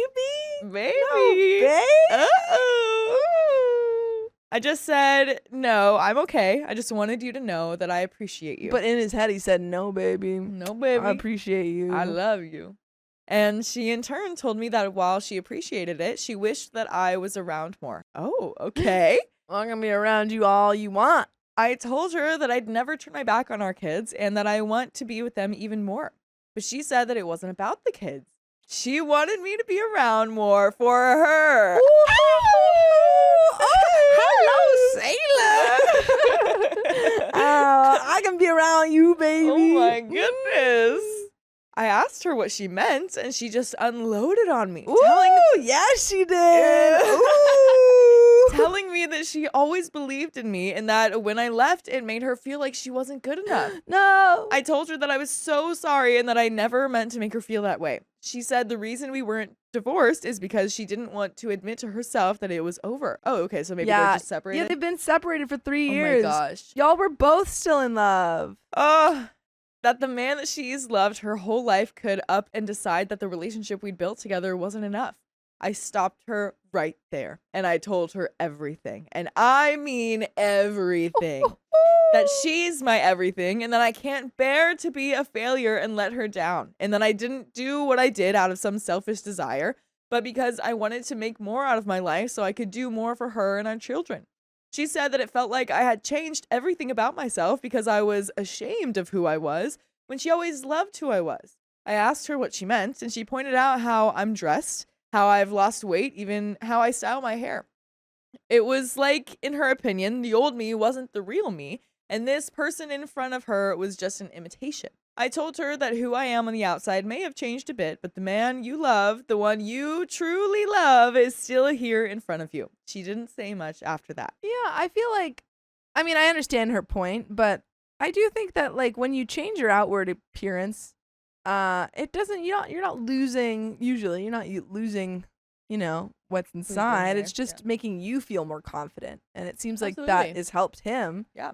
And that's- Feel more confident. Right, and that's probably like a good thing to kind of Mhm. get out of the way too, of like just to make sure like you look different, but Yeah. you haven't just changed because you like didn't like yourself. No, before, it's like you know. no. I feel more confident this way, and that's Right. okay. I paid for dinner and decided to take her home. Maybe it was all too much. No. So we're driving back, and I look at her while I drive. She's still a bit emotional from dinner. I plug in my aux cable, and I play the song "Always Be My Baby" by Mariah Carey. She loves that song so much, I must have heard it a million times. And I started to sing it to her. The chorus goes, "You will always be a part of me, and I'm a part of you indefinitely, boy. Don't you know you can't escape me? No, darling, because you'll always be my baby." I'm singing the heck out of this song, you guys. And she's smiling a bit, especially as I ruin the riffs. And I swear I meant every gosh dang word. Yeah, he's like, "You'll always be my." He's looking at her. Yeah. He's, oh and then they crash. man. Yeah. She's finally singing along with me. And when the car stops, I open my door and get out to open hers. I walk her to the front door and tell her how much I enjoyed tonight. She says that she didn't know that I knew all the words to the song, and of course I know it, because, well, it's about us in a way. I kiss her hand and ask her if she'd like to go out with me again. She said yes. So cute. Now we're home. Well, I'm typing this while she's sleeping next to me on her couch. I tucked her in, and I'm just watching her now. I'm going to go kiss my kids and get out of here. I don't know how long or how far this is going to go, but one thing's for sure. She's still and will always be my baby. Thanks for helping me out, guys. I appreciate it so much. We do have an update from Woo. 1 month later. I hope we're married again. I hope so too. And I love her, and I give her kisses, yeah. and I give her a kiss. I give her a kiss. But we do have an update 1 month later. Hello all, I'm thankful to those of you who encouraged me, and I'm here to share some news with you. So, for clarification, since some people here have been attacking me, I didn't leave for money's sake alone. I left because I didn't want to be a burden on her for not making a good enough living. If that makes me insecure about wanting better for myself, well then I guess that's just how it is. Who's attacking you? Yeah, I'll fight him I'll right back. fight him. Fight him right back. Lay off. Secondly, I was stupid to let it get to separation. There's no arguing that at all. But you know what? I can see now even clearer than before that she's the one for me. Since my last update, we've gone out a few more times, and now we're thinking of telling our kids about us getting back together. Her Parent trap. Her parents know, and my mom does too. Truth is that since the first date, I haven't come back down. I feel like it's going to work this time, and I'll be danged if I let it slip away from me again. So I'm going to talk to my kids about it. I'll update you guys again if that's what you want. If not, well, it's been my pleasure. And we do have an update. It's what I want. We have an update. It's what I want. I think we should just get into it because Yeah. I'm so excited. Please. Update. Hello again to all you lovers and friends. So it's been a couple of months, and my girl and I have been going strong. His girl. His girl. Oh. Our kids have been informed, and they are taking it really well. Our friends, both individual and mutual, are very supportive of us getting back together. Yay. I'm most likely going to move in with her once I can sell my apartment, and I'm thinking of asking her if she wants to get married to me again. Down the road, not right now, obviously. But I'll keep you all posted. And by the way, we keep on posting many stories just like this one to Spotify, iHeartRadio, Apple Podcasts, or whatever your favorite podcast app is. Just search OK Storytime. You're going to find a whole bunch of them. Oh, bunch. A whole bunch of them. But there is a fourth update. Ah. This is an exciting one. Ah. I just read the title. Read it. Oh my gosh. Read it. Update for remarrying my ex by September 5th, 2024. 19 months later. Let's go. This is so happy. This is so cute. This is so nice.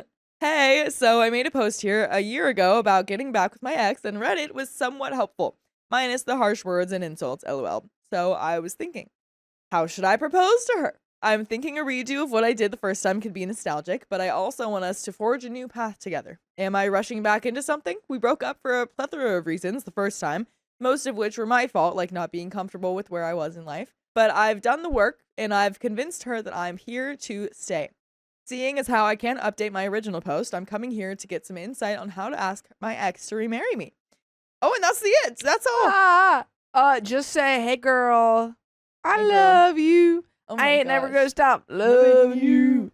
Which, And then you Brr. say, will you marry me?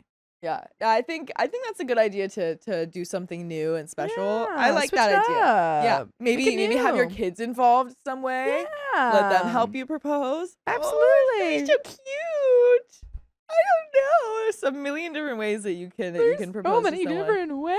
But that is just such a sweet story. yeah. I'm so glad. I tried to see if there was anything updated. Yeah.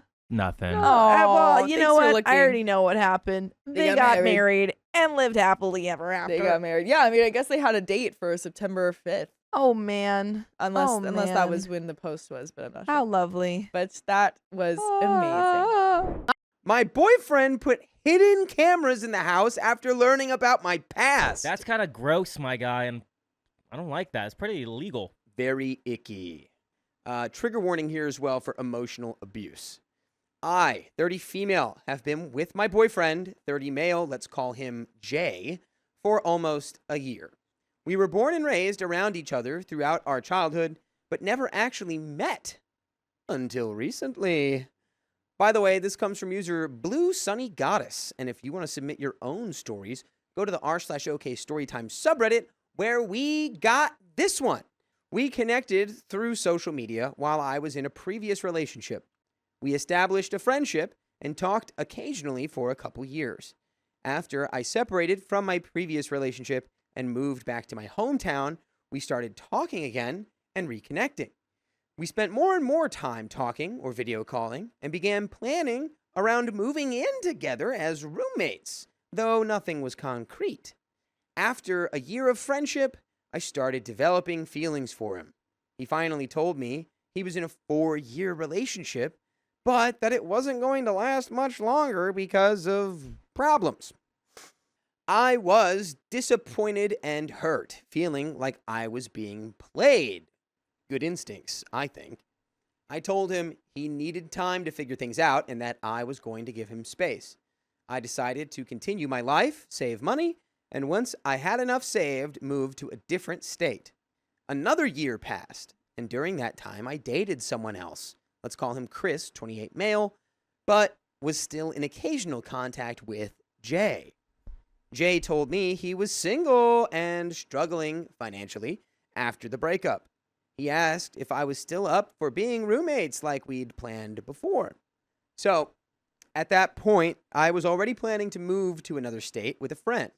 I asked Chris if he wanted to move with me to try building something more serious, but he said he didn't want to move far from his parents. Since my friend ended up moving with her new boyfriend instead, I decided to leave everything behind. My car and my secure job. I cut off things with Chris and moved in with Jay as his roommate. A couple of months went by, and Jay and I started a relationship. Everything was good. The spicy sleep was great, and our connection and chemistry were incredible. After a few months like this, one night while we were drinking, we started talking about previous experiences and quote-unquote body counts. Uh-oh. Oh, Lord. I have a feeling Woo-hoo. he's going to be a little insecure here. I'm an open book and have always been honest about my past, so I responded with total transparency to all of his questions. I thought I was doing the right thing by being open and honest with him. Jay didn't say anything then, but over the next couple of weeks, I noticed a change in him. When I asked about it, Jay said he was thinking about stuff, but everything was all right. Until one night, he said we needed to talk. Jay told me he'd been struggling because of the way I'd chosen to live my life. I asked him to explain, and he said that while he was working, being alone and struggling with depression, I was being, quote, young and wild. According to his beliefs and the way he was raised, I wasn't a woman worth building a life with. Girl, he's trying to tell you you're for the streets. Leave him immediately. This didn't give me much sense of security or stability, so I asked if he wanted to break things off. Jay responded that he wants to be with me, knows he shouldn't be with me, but would go against all of it and give us a try. Leave him. Because a body count is not something to be ashamed of. Him saying, oh, I had to work and I have depression, in no way justifies his thinking that you are lesser than him over the way that you've lived your life. And you did the right thing. You were completely honest and transparent, which should be in a relationship, unless if your partner says, you know what, that's your past, I don't want to hear it, I'm happy with us now. But sounds like everything was on the table and everything was open book. And he's upset that he read the book. After that night, Jay started to change. Our spicy sleep wasn't as frequent, he wasn't as attentive, and he would close himself in a bubble and not talk to me for days because he was, quote, in his head and thinking. All of this brought me insecurities. I contacted Chris and started talking to him again. I know I was wrong to keep an open door for Chris while in a relationship, but Chris always made me feel good about myself and loved me unconditionally. Chris had actually tried to propose to me after I moved, but I declined. I really wanted our relationship to work at some point, but Chris was too inexperienced and our goals weren't aligned.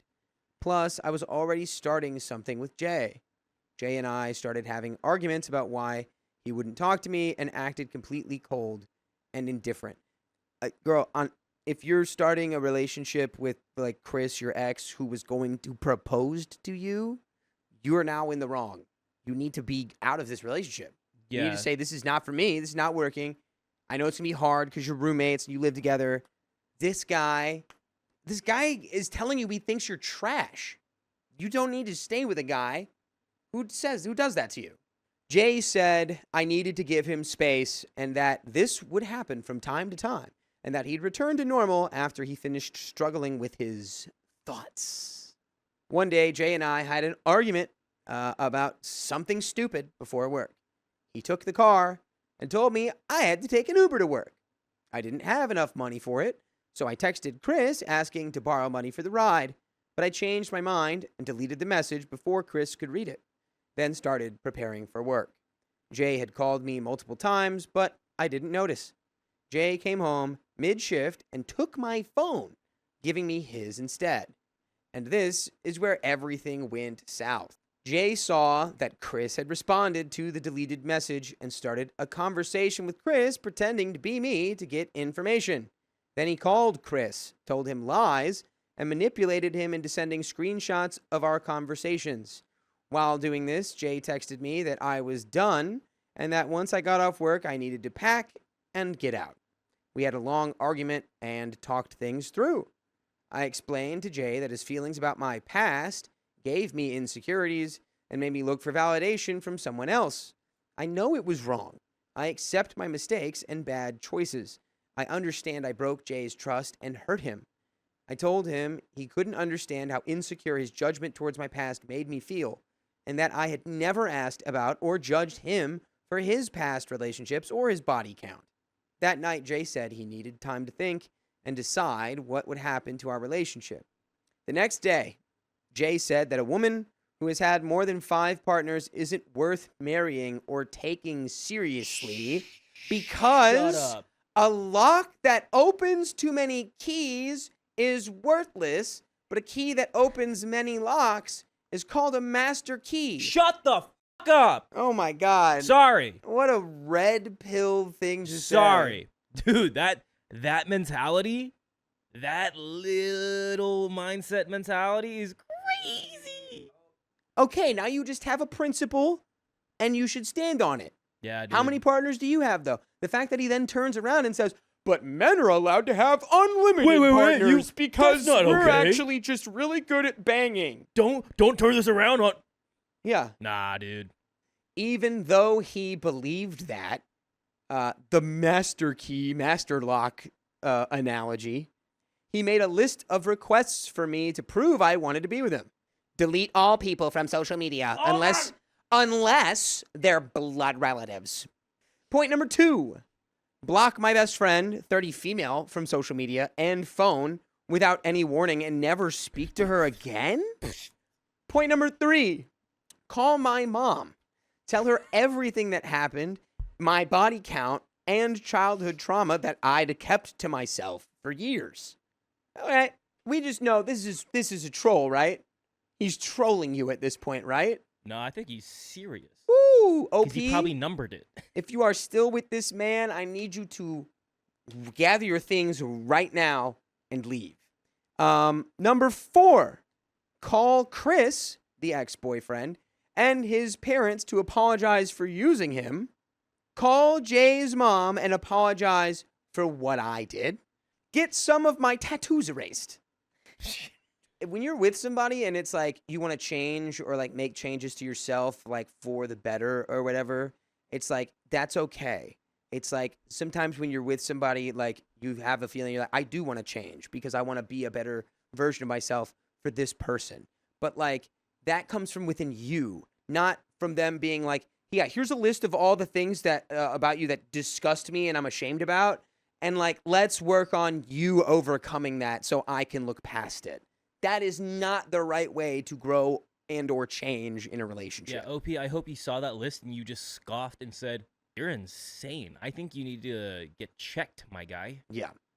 So, he also put hidden cameras inside the house and said I wasn't allowed to be in the house if he wasn't home. This guy's a psycho. He took all the house keys, so I had to wait in the car for hours if he was at work, and I wasn't. If I wasn't working that day, I'd have to sit in the parking lot waiting for him to get off work so I could enter the house. Jay's reasoning was that in the beginning of our relationship, I had everything handed to me, but he had to make a sacrifice and ignore his beliefs to be with me. Now, because of what I did, I had to earn his trust and sacrifice something too to prove I wanted a relationship with him. All of this brought back feelings and personal trauma I'd put in the back of my mind and ignored for years. I've been struggling emotionally because of this. My confidence and self-esteem are gone. I feel like my relationship with my mother changed after I was coerced into opening up about my childhood trauma. No way, so she did call. No.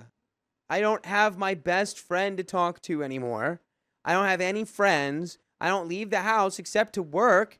The only person I can talk to is Jay, but he doesn't understand my point of view. I am not my past, and people can change if they really want to. I just wish Jay understood this too. And he's not ever going to. OP, no. You heard that list, and you were like, that sounds reasonable. No.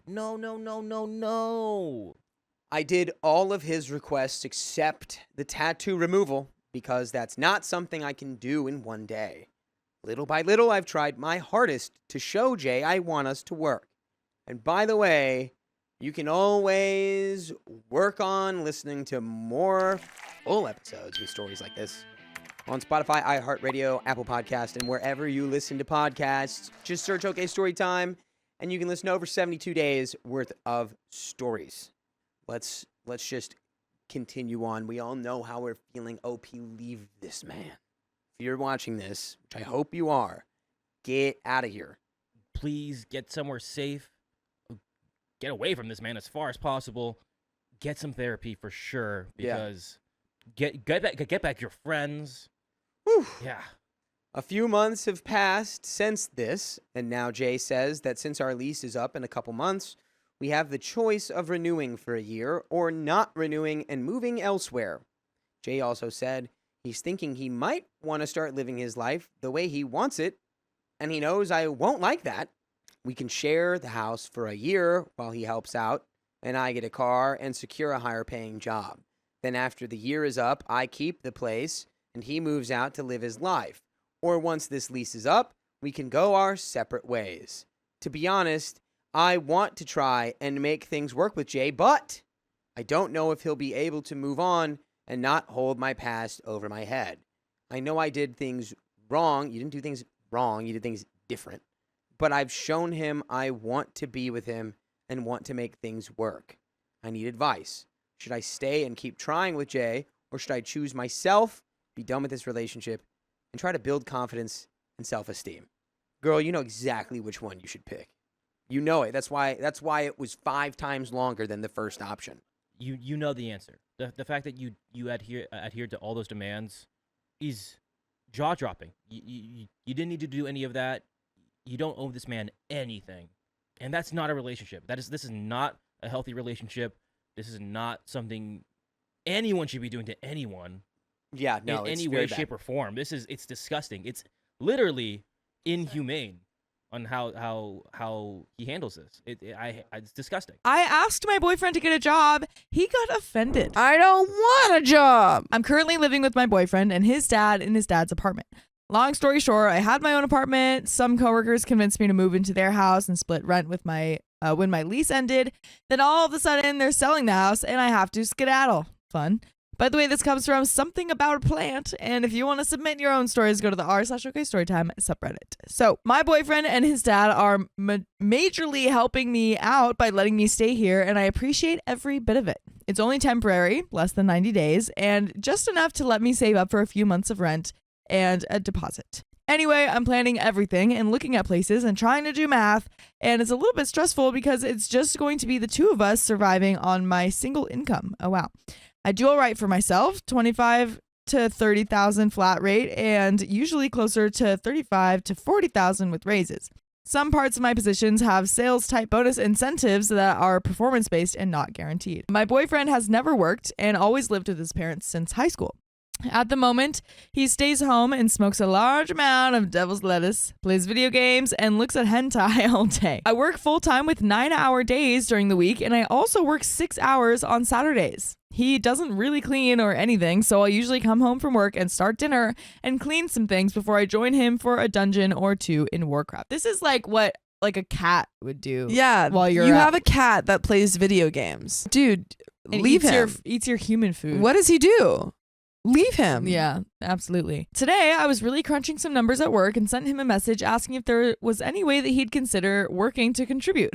Like if there's maybe a part-time job at a pet store because he loves animals, or if I could pay to put him through some college courses to help find a career that he'd enjoy. He got pretty upset that I asked, and I tried to assure him that I was sorry and just feeling a little alone in all of this. I then got a few messages from him explaining that he's offended that I asked him to get a job, but he knows that I didn't mean it as an insult, so he's sucking it up. And then he proceeded to explain that he's not unemployed because he's lazy. He's unemployed because he's totally opposed to the concept on many levels.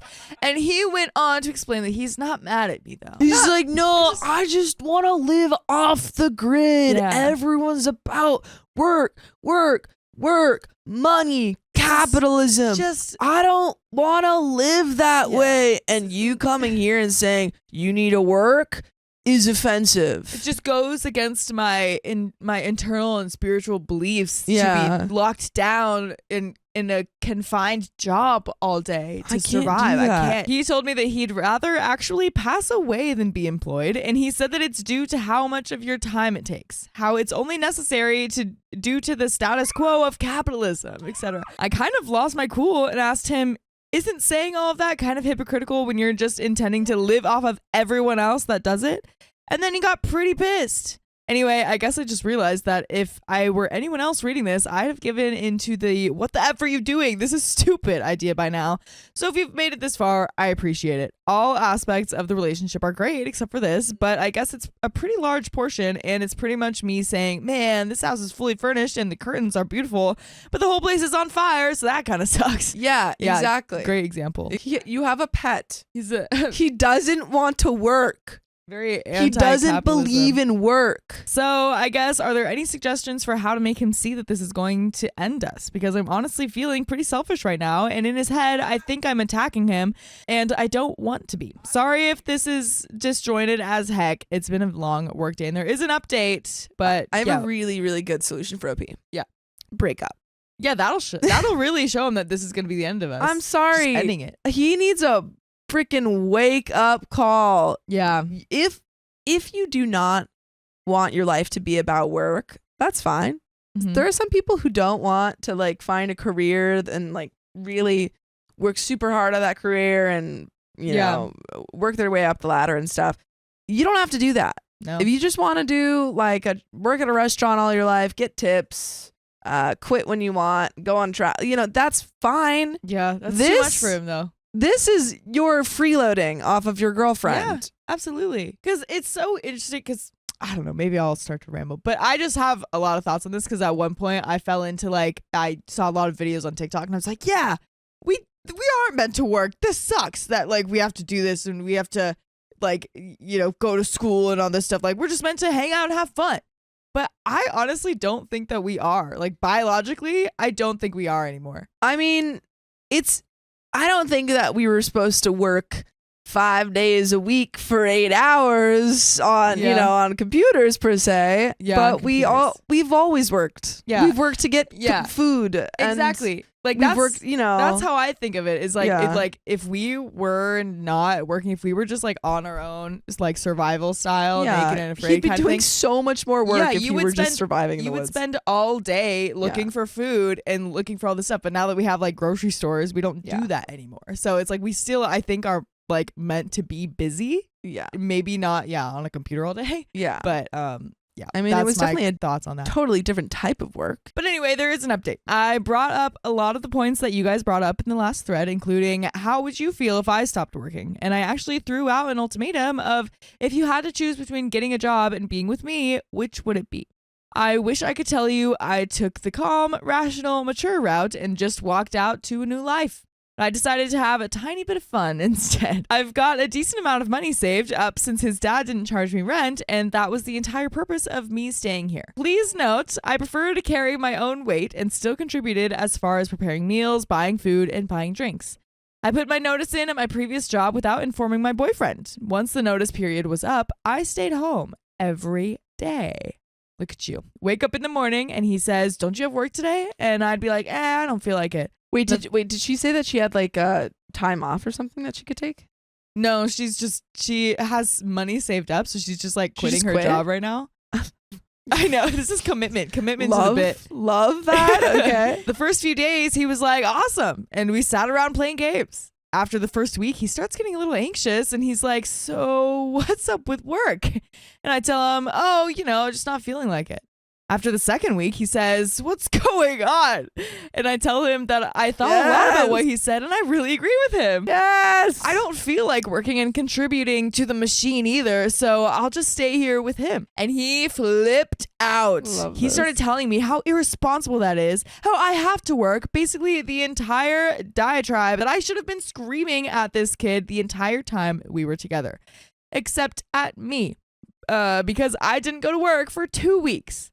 I kind of figured that would happen, and I wanted something drastic to point out to him that, as I said before, he is a hypocrite. Because he is. I have to admit that a small part of me was kind of hoping that this would be a revelation to him and helping him change. But no, he just couldn't fathom how I could possibly do something so ridiculous and blah, blah, blah. Anyway, what I actually did after leaving my job was find a part-time job and go down to the local community college to pull the trigger on something I've wanted to do for a couple of years now. Enroll in a welding program. I also found a roommate in the area who's cool with my animals, and that way I can split up my bills and not be strapped for cash. Plus, I sometimes drive for Uber, and this is an okay market with a decent bar scene on the weekends, so if I need a little extra, there's that. So I've moved out and moved on, and I'm not even that sad because I got closure of that whole event. I'm also pursuing the cliche of hitting the gym more / at all and hoping to lose a little weight. Though I did just lose 180 useless pounds, so maybe that's enough for now. Nice. Anyway, I know I didn't go about it in the right way, but I thought that if any of you were curious to know, here's how it went. Thanks, Reddit. And there is an edit. Sweet Jesus, this exploded, and you are all very kind and amazing. Lots of people PMing me and commenting about his actual reaction, but to be honest, I feel like I'd have to be a trained therapist to even figure it out. By the way, you don't have to be a trained therapist to listen to okay, story time on iHeartRadio, Apple Podcasts, whatever your favorite podcast is. Sure. We've got full episodes with more stories just like this one. There is a little bit more to the story, but yeah, I'm so glad. I really hope that what she does is just he's yelling all this stuff and she just goes to bedroom or something like that, grabs a mirror and just places it right in front of him. that's you. It's like, keep going. Keep going. Talk to You're looking at yourself. the man in the mirror. Yeah, exactly. After he flipped out at me, I pointed out that it really was just a what's good for the goose scenario. He got kind of quiet and said that I was being mean. I told him that it had become pretty obvious that trying to talk to him about everything wasn't doing me much good, so I had decided to actively show him. He told me that it doesn't change anything about the way he feels about not working. I told him that he's got to find some way to contribute or I walk. He told me that it would be my decision. So it was. Basically, to this day, he still believes that he's right, or at the very least, he hasn't done anything wrong. There's some sort of disconnect in his brain where he can't connect the part of him that loves me and wants to take care of me with the part of him that doesn't want to work and wants to live off his parents forever. He's got to have pretty rich sad, parents. Yeah, and that is the end of that story. Dang. Well, okay, this man is rich, doesn't want to work, and thinks that he can put that mindset on everyone. Yeah, I'm glad, OP, that you got closure for this. Sometimes with these people, I feel like that wouldn't even be closure enough for me because I'd still be just so enraged that isn't even No, working. it's like the type of mindset of like someone's in a bad living space and the rich person's like, just move out. My boyfriend's parents keep playing favorites. Now I'm rethinking our marriage. If I'm not your favorite, I'm out of here. My boyfriend and I have been together for 3 years. We know each other well and are a good match for each other. We've even talked about marriage to the point where we both agree a proposal with an engagement ring and all is pointless and would rather elope at City Hall followed by a party for family and friends. By the way, this comes from throwaway462756, and if you want to submit your own stories, go to the r/OKStorytime subreddit. So, my boyfriend is the third of 4. He has 1 sister and 2 brothers. His parents are very nice people and have been nothing but kind to me. However, hearing my siblings-in-law speaking about how their parents chose favorites has really started to bug me and is making me wonder if I want to join families with him. His parents love the oldest brother above everyone else. The oldest brother is a successful professor, while the second brother is a teacher, and their youngest sister is training to become a nurse. My boyfriend is a manager of a restaurant, so he is fairly successful in his own right. So it's not like the parents are playing favorites because of a successful child. Some examples. When his second brother had twins, the in-laws-to-be were happy, but never took time out for them despite the fact that they are both retired. They never took the twins out on walks, to the park, or even to do the simple things that grandparents do. It's like they just sort of existed as pleasant small people. When my boyfriend had a child with his ex-wife, they gave him the same treatment.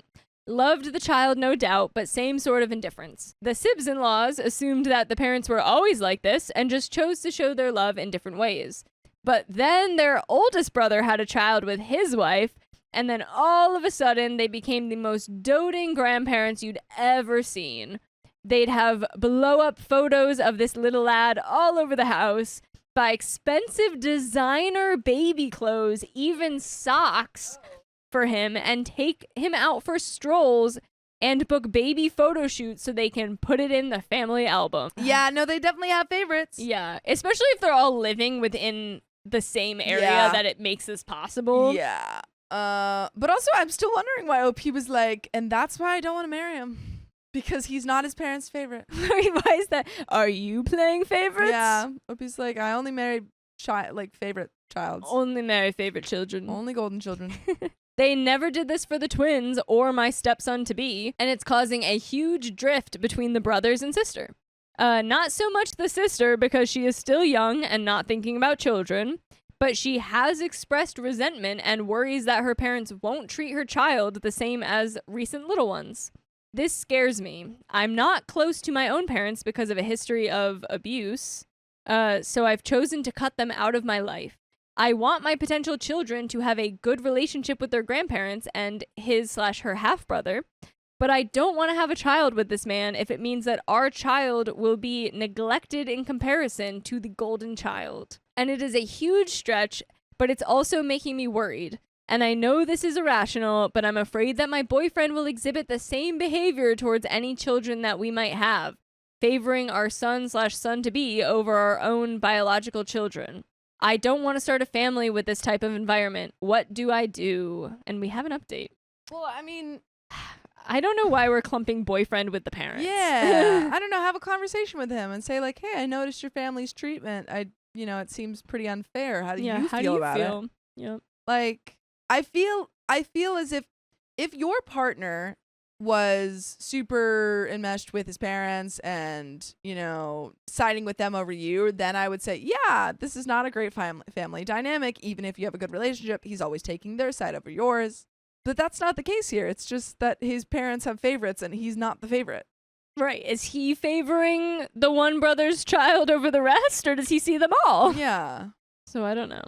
Well, great news. They talked. Update. I sat down with the boyfriend to talk to him about my worries. I even had to write them down so I knew I would stay on topic. I worry that my boyfriend will think that I may turn out to be harmful, consciously or unconsciously, just like my parents, and whether this worries him about our future together. I worry that my in-laws' glaring preferential treatment of their eldest son and their grandson over the other siblings and grandchildren will take an effect on not only my fiancé and stepson, but any other children that we might have in the future. I am afraid that I will come to resent them for not being present in our children's lives, as I have seen firsthand how they treat my stepson in comparison to their eldest son. My stepson is a great kid.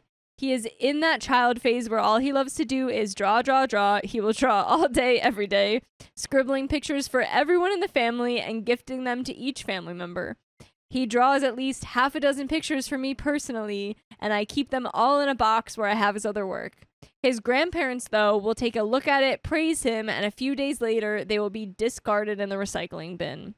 They don't even put a single one on the wall or the fridge before casually disposing of it, which breaks his heart. They don't have a single framed photo of stepson around the house. Oh my You god! better have like so many. Honestly, I feel like you could limit bringing Yeah. this kid over if he's gonna have this treatment. Well, her other whole thing though is that she wants him to have grandparents, but it's like, yeah, you but do you want him this? to have bad grandparents? Yeah. So when I see them fawning over the child of their favorite son as if he were Prince George, yes, it does irritate me a bit. I subconsciously worry that my boyfriend will unconsciously follow his parents' ways of child favoring and do the same to our children, specifically the bio children we will have. I also understand that this is the most irrational worry that I have and is probably just me blowing it up in my head. I swear. I expect my boyfriend to love our children just as well as bonus son. Boyfriend expressed that yes, I was silly to worry that he would prefer one child over another. Of course, he would love all of them. With that said, he also expressed that he worried that since I didn't have the best family situation growing up, I didn't have a normal set of parents to look up to and model my behavior. Dang, you both were You had like, the "Ooh, you're probably same not gonna be a thing." good parent because of your parents." That's so rough. Yeah, So dang, rough man. and so untrue. Both judging each other. Yeah. He doesn't worry that I would be harmful like my parents, but he did confess that he did worry that I wouldn't exactly know how this parenting thing should work. Fair enough, because bonus son would be right in the picture from day one. Rightful that he should worry about my lack of skills, right? No, because you're currently his girlfriend who has been Yeah. doing great with his son. I don't know. I feel like if he had never, I don't know, you had never been around his son, never taken care of his son, and then he was like, oh, she wants to start a family. Is she gonna be ready? Maybe that's a different situation. But you've been I've around. been there for 3 years. You've been there for 3 years. I asked him to help me out with that, and we agreed to take parenting classes together sometime in the new year. Solved. As for the biggest hurdle, the in-laws. Boyfriend expressed a huge amount of resentment towards his parents, which was surprising. He feels that the differential treatment between the twins and his own son compared to his nephew isn't healthy for anyone involved at all. We didn't get too much into it, but he did go on quite a bit of a rant about how his parents have treated his siblings, and now grandchildren, differently throughout their lives. Eldest brother had all his tuition paid for, so by the time his brother and sister came along, the parents had not saved any money for their educations, so they had to take out a line of credit. Later, we found out that they had a fund for his second brother that the parents gave to the eldest son so he could attend and finish graduate school. When eldest brother wanted to go on school trips, it was all paid for. With brother and sister and him, they had to save up with their part-time jobs. Parents made whole family attend eldest graduations, complete with family portraits. Not such a tight ship with the second brother or with him. By the time little sister graduated university, only he and his father went to the ceremony. God. Wow, the favoritism is so Terrible. blatant. Do not have this many kids if you're going to No, do this. that- Jeez. Yeah. Bad parents. When the twins were born, the parents would go over to their house to visit them almost every single time. When the golden boy was born, his mother would slave in the kitchen like a maid all day, making a fantastic dinner and invite the whole family over for their visits.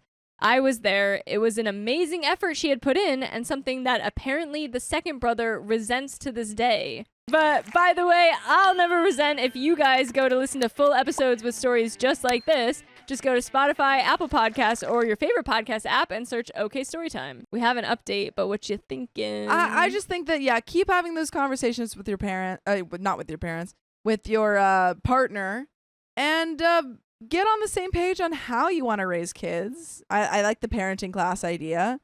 And stop silently judging each other for what your parents do.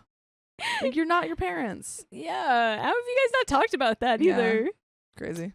Our conclusion was that I would stay out of this as this was a family matter between boyfriend, his siblings, and their parents. As I am not part of the family yet, I won't have an official say.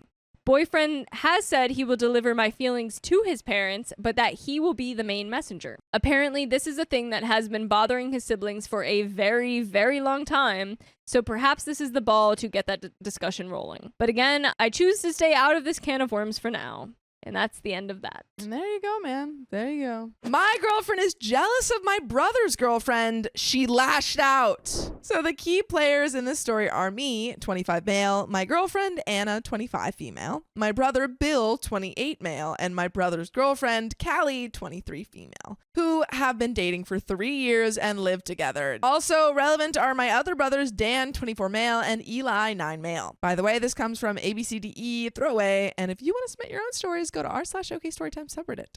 So, I've been dating Anna for about 6 months. She's really awesome, and I see a future with her for sure. We met on Tinder and have pretty much been inseparable since. We fight some, but no more than most couples, I'd say. This is definitely our biggest issue, and I'm worried it's going to spell the end of us. Anna is really jealous of Callie.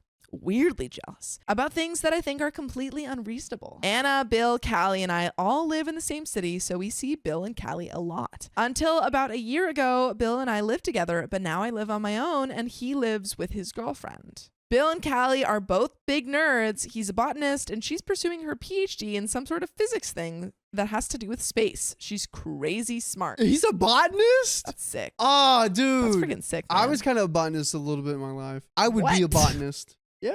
I really love Anna, but I don't think she's ever been someone to get along with other women very well. I knew from the start that she didn't like Callie, and I don't really feel like she's making much of an attempt to hide that fact. Whatever, I can't force her to like my brother's girlfriend. She thinks Callie is stuck up, shallow, entitled, arrogant, causes drama, whatever. I don't agree with her, but I can chalk all of that up to an opinion about her personality, which I feel like will change if she gets to know Callie better. It's the specific things that I don't know how to react to. Really quick, I think if OP's girlfriend has other female friends and she gets along with them well, then maybe OP's brother's girlfriend is the problem. It's Callie's the problem. Yeah, Interesting take.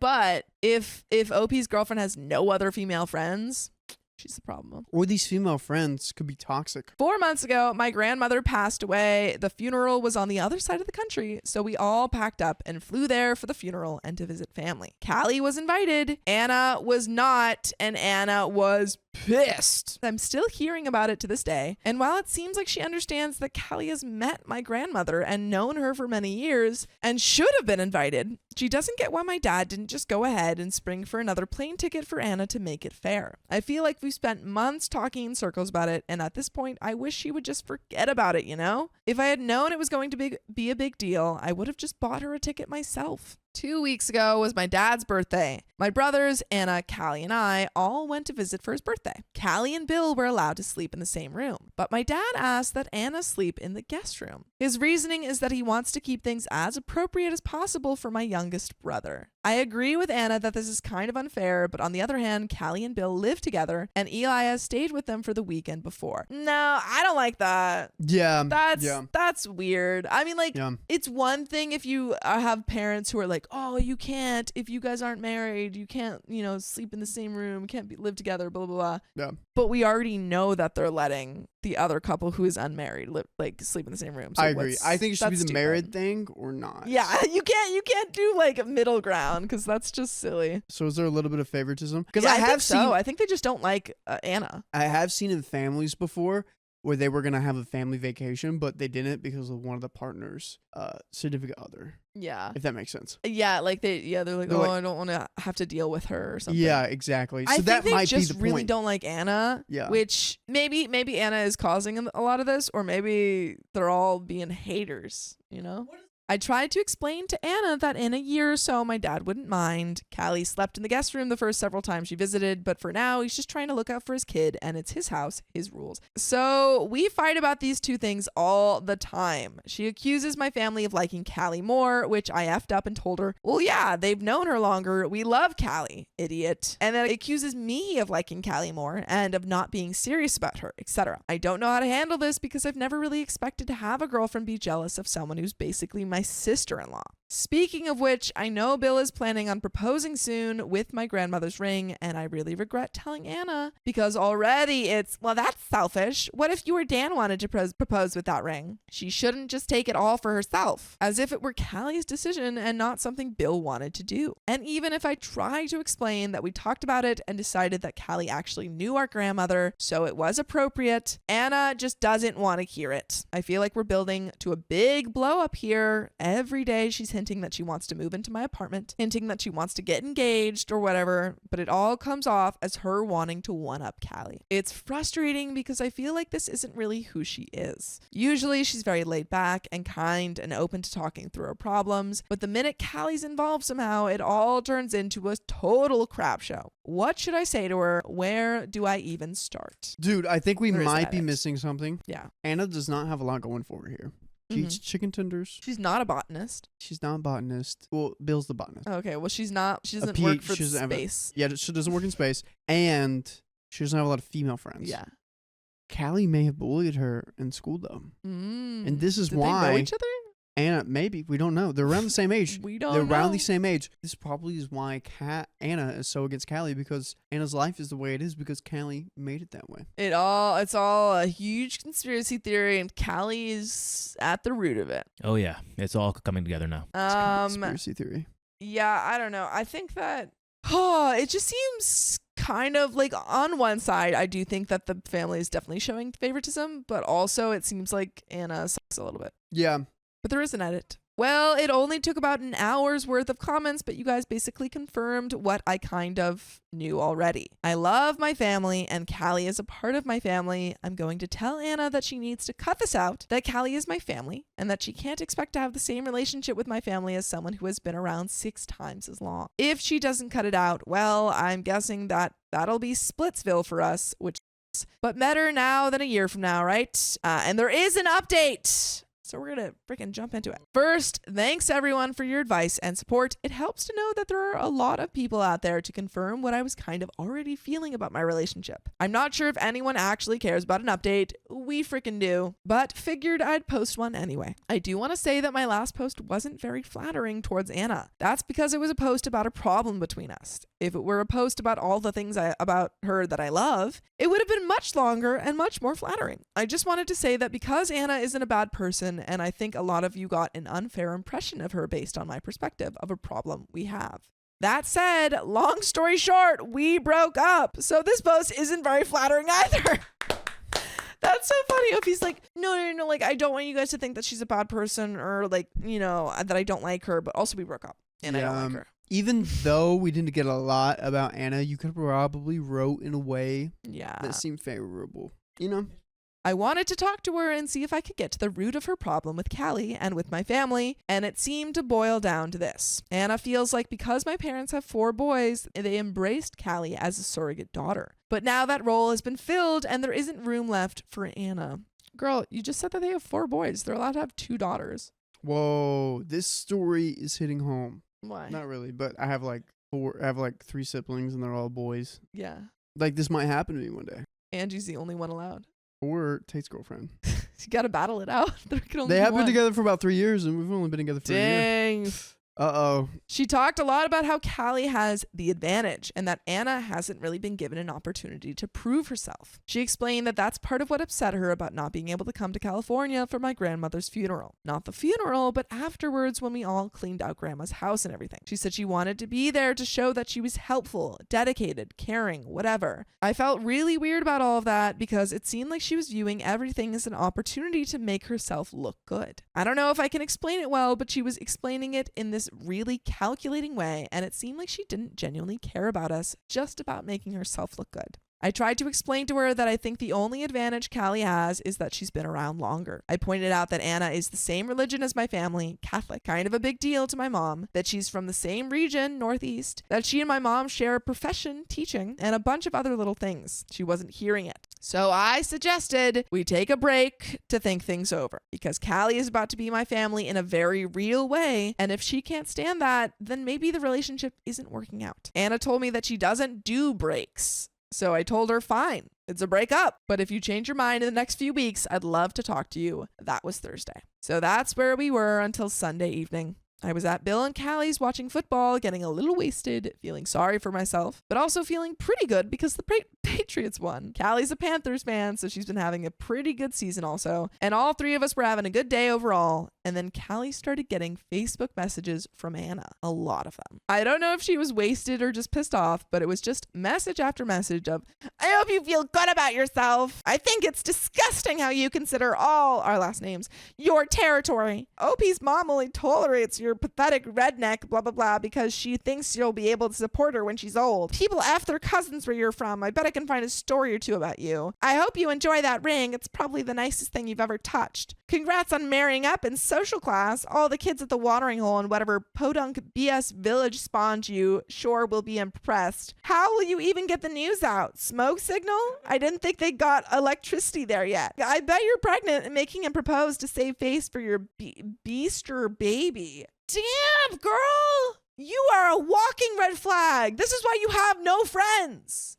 Because you damn, OP. I'm not gonna lie, those insults were like going on a tangent like that. I gotta give some props to that. That's kind of crazy. Wow, this girl sucks. These aren't direct quotes, but sort of the gist of it. Basically, just a lot of really mean stuff about how Callie is from the South, grew up poor, her parents are Mennonites, etc. Also accusing her of feeling threatened by Anna and forcing me to break up with her. Not nice stuff. Callie was pretty upset and had to deactivate her Facebook. Yeah, block this girl, man. Bill's pissed. I'm pissed, but there's nothing good that could come from me confronting Anna. I feel like such an a-hole for even bringing Anna around in the first place because none of it was worth all of this BS. Callie blames it on the fact that Anna grew up in an only child in a wealthy family. I don't know if that's true or if Anna is just mean-spirited. Maybe it, could be kind of a both things. Yeah. Either way, I feel really guilty for being the source of all of this for Callie. By the way, you should never feel guilty for listening to full episodes with stories just like this. Just go to Apple Podcasts, Spotify, or your favorite podcast app and search up OK Storytime. And there is a little bit left of the story. Good riddance, Anna's out of there. Yeah. Get Anna going. Still confused why Anna doesn't like Callie. Why the she's just animosity? There's so much jealous. animosity. I I think don't she's understand. just jealous About because what, though? Because Callie seems like so much cooler. This is probably what she does. This I is feel probably like- what she does. She's just like, all right, I have to pick out things I hate about you. Yeah, the thing is, I feel like when 10 you Things I have Hate this About type of You, great girl movie. or just type of person who is just incredibly jealous Yeah. and angry, and can't get along with other people, they will see someone who is well liked and just is very, good at things and maybe is pretty and just like has all of these like great qualities and just have to crap on them as much as possible. I see. Because it makes them feel better about themselves. Got it. But there is a little bit more to the story. Also, the Facebook messages spoil that Bill was going to propose. So that's a bummer. That sucks. Ooh, dude. Callie's dad is a jeweler and is resizing the ring, so he can't even give it to her yet. He was going to do it at Christmas, but I think he's going to do it at Thanksgiving instead. So there's a bit of a happy ending there. This got really long. I apologize. And there is no more to this story. That's it. Could you check? I'll check. Dude. Man. I feel like if there's another update, you're going to have to get a restraining order against Anna. Yeah. I doubt yeah. it. I feel like with everything. You don't getting think so? blocked, I feel like just like blocking. You think Block Anna just wanted to get her rocks off doing Yeah, that, and she that's just wanted it? to probably be a troll on Facebook, and that's it. And Oh, then that you was the saw end of that it. you see that stuff, and you're like, you know what I can do? Yeah. Blocker. But let me check. Let me Bye. check. I accidentally donated my boyfriend's collector's items, and he was furious. That's the worst thing you could have done. You didn't ask? Why are we asking? I, 32 female, still on lockdown here in my home, and since I had nothing better to do, I've been decluttering like crazy. I live with my boyfriend of 8 years, Robert, 32 male, who is also on lockdown. Clearly, this is taking place during the vid. By the way, this comes from user Tarfeller, and if you want to submit your own stories, go to the r/OK Storytime subreddit. So, he has gone through many phases, and I have supported every one. However, he never sticks with them and often gets rid of whatever stuff he's collected a few years later. Neither of us are very sentimental. For the past month, I've encouraged, although I never nagged him, only reminded him, like once a week, to clean out his gaming room/office area into 2 boxes, stuff to sell online and stuff to give away. I knew some of his stuff was valuable, but I have no clue what is and what isn't. One time he gave away a collectible sword from another phase that I could have sworn he paid a ton of money for, but then he told me he got it on eBay for $10. Like, I really have no clue, and we keep our money separate, so I never know and don't ask. He set 2 huge garbage bags on the floor of his stuff in front of the bins Friday night. I asked him when he was going to sort them. He told me he was tired of thinking about it and sent me a list of everything he remembered putting in there and where to put what. All right, now this is all his fault. I was a little frustrated, I won't lie, but I did it anyways without complaint. At the end of sorting, I texted him a picture as well as a list of the stuff that he didn't tell me about, and then he texted back telling me where to put them. It's important to note 2 things. 1, he was very vague when it came to the items, like figurines, giveaway, Xbox games, sell kind of deal. 2, the reason he didn't want to sort them is that he had a video game tournament or something similar Saturday morning. I told him that he could do it after, and I don't mind, but he said he would probably be too exhausted after and probably wouldn't do it until next week. I just wanted these bins gone, so I stopped fighting it. Anyways, yesterday I took the specialized bins to donation. Today he comes in and I'm pricing items to sell. He starts telling me how much money we can make on the Lord of the Rings bundle. And I was confused because his text said nothing about Lord of the Rings. I tell him I'm not sure what he's talking about, and he looks through the bin and realizes I gave away all these custom Lord of the Rings figurines in almost every character. I felt awful and apologized, but he just yelled at me and told me I just ruined his trust in me. This man is a What? complete brainless, and you should just leave him. Ruined your trust? Dude, you didn't want to take the time to go through these boxes yourself, yet you wanted to take the time to write out a list of how your girlfriend could go through the boxes. And then now you're getting mad that your list didn't include these custom figurines, and now you can't trust her? Like, even if you didn't do that and she just, like, donated them, this has nothing to do with trust. Nothing to do with trust. At this moment, I would be that guy in that meme who just like throws up a pair of deuces and then Yeah. just like fades into nothingness. Yeah. That'd be me. I'd be like, oh, you don't trust me anymore. Okay. Goodbye. Cool. Bye. Don't have to trust me ever again. What? I showed him the texts that said that all the figurines needed to go, and he told me I should have known they were special and probably collector's items. Well, then you should have done it yourself, you complete buffoon. Stupid. We never mentioned finances other than the combined ones, and he has never mentioned anything about those figurines, and he literally got them 2014, and we weren't even living together then. I called the donation place to try to get them back, but I haven't heard anything. I feel bad, but really feel like this is really his fault. He's Yeah. currently not speaking to me. Am I the a-hole? Nope. Nope, and you should Nope. break up with this guy. Nope. I know you've been together for 8 years, but you're probably living in a sunk cost fallacy type situation, because that's insane. We've got some comments. Catalyst08 says, not the a-hole. I can sympathize with you both. I would be devastated if someone threw out any of my collectibles, but based on the texts he sent you, I can see why you did. It was an honest mistake due to his vagueness. I can understand him being upset, but he needs to apologize for lashing out at you. OP says, the thing is that he didn't want them anymore. He just wanted to profit off of them. Again, I understand that might even be more in some cases, but he kept saying I gave away a piece of him, which his mourning is really unjustified in my eyes. I can understand him being mad at me for making him lose money, but the second he realized I wouldn't beat myself up for his mistake, he started pulling the sentimental card, which he is openly not sentimental. He literally said, it was the only thing I was sentimental about and wanted it to go to a good home. And I clocked out of the convo. Anyways, I'm sorry for the rant. I had to let it out. Squirrel Girl 25 says he's gaslighting you. Also, he's a grown man and can sort his own stuff out. He told you all that crap about being too tired after a video game tournament and not getting to it till next week because he was trying to manipulate you into doing it. He even had a list ready. No video game tournament is so intense you need a week to recoup, my guy. You're crazy for that. It's like saying, I need a vacation from my vacation. Yeah. A 32-year-old man who is more concerned about video games and collectible toys than he is about his significant other is not a grown-up, not the a-hole. Okay, the Catalyst responds, I think either one, he didn't properly express that maybe these were the exception to the rule and now it's coming out, or more likely two, he's just upset that he lost out on a project and is lashing out. While yes, his only goals seem to be money, emotions have a funny way of attaching to things, even if we don't see it. Either way, you're still not the a-hole. OP said, I've tried to be apologetic and understanding, but when we moved in, he literally threw away a signed shirt of my favorite band because it looked dirty. I never wore it, but I haven't washed it because I didn't want the signatures to fade, and I mourned for a week.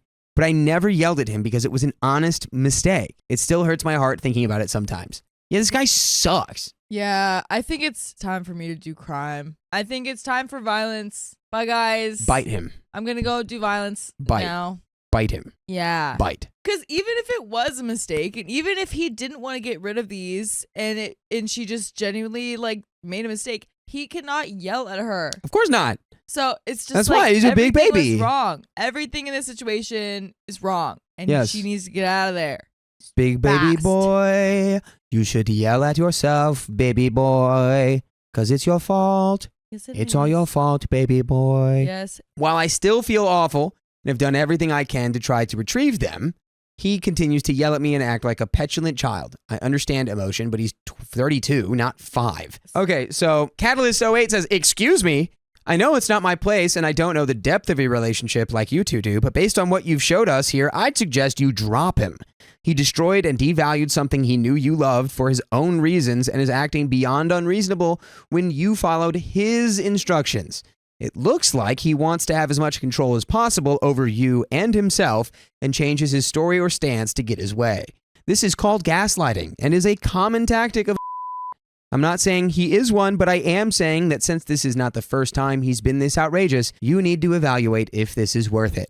You are strong and you will survive this. That was a great comment. Yeah. OP says, I will honestly say that I believe the shirt was a mistake. It's folded and does look dirty, and I had it in a box of collectibles instead of my own clothes because I was worried it would get lost in the move. Nope, you don't throw dirty shirts away, you wash them. Yeah, what? Stop letting Unless this it guy has, off. like literal poop on it. Yeah, Then unless you maybe it's throw it away. Maybe. Maybe. There are cases when things pass the point of no return. Exactly. Like if it's crusty.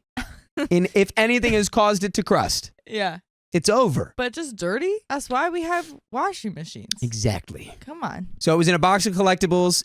He thought it was just a ripped up shirt and it got that way from being in the pit at the concert and that it accidentally got in there. So if he was honest, I do forgive him there. We have gone most of our relationship without incident. During quarantine, he's told me he's felt depressed, which is why I've been trying to just relax and not get too mad. He's never had any mental health issues, but personally, having depression myself, I know I cannot judge someone's coping process. I think he was just having time with the adjustment curve, and his sleep schedule has been whacked out, which has not helped him. But regardless of depression or not, he doesn't get a free pass to act this way. Neo Nephilim says it was in a box of collectibles. Like, that's a pretty clear indication that it's special. He should have asked before he threw it away. To me, that's a red flag. He doesn't care about what might be valuable to you. Seraphim Crashing says, info, if he has his own gaming office/room, why do you need him to clean it up or declutter it. Why can't he just manage his own room? OP says he kept saying he needed to declutter it. He literally buys something every week, and the room was getting into hoarding territory, and he said that he needed to clean it to make room for the new things for literal months. He brought stuff out of his room constantly and left stuff outside, and then complained when I asked him to take it back because he didn't have enough room on his shelf. He would leave figurines on the kitchen counter and then get mad if it got food on it. What? This guy is just a poopy baby. Yeah. He poops his diaper and he goes, "Who pooped my diaper? Who did that? Who did that?" Why Who did my did that? diaper get poop on it? It was only around my booty. How did it get poop on it when it was around my booty? "I'm a poopy baby. I demand to know who pooped in my diaper." That's OP's boyfriend.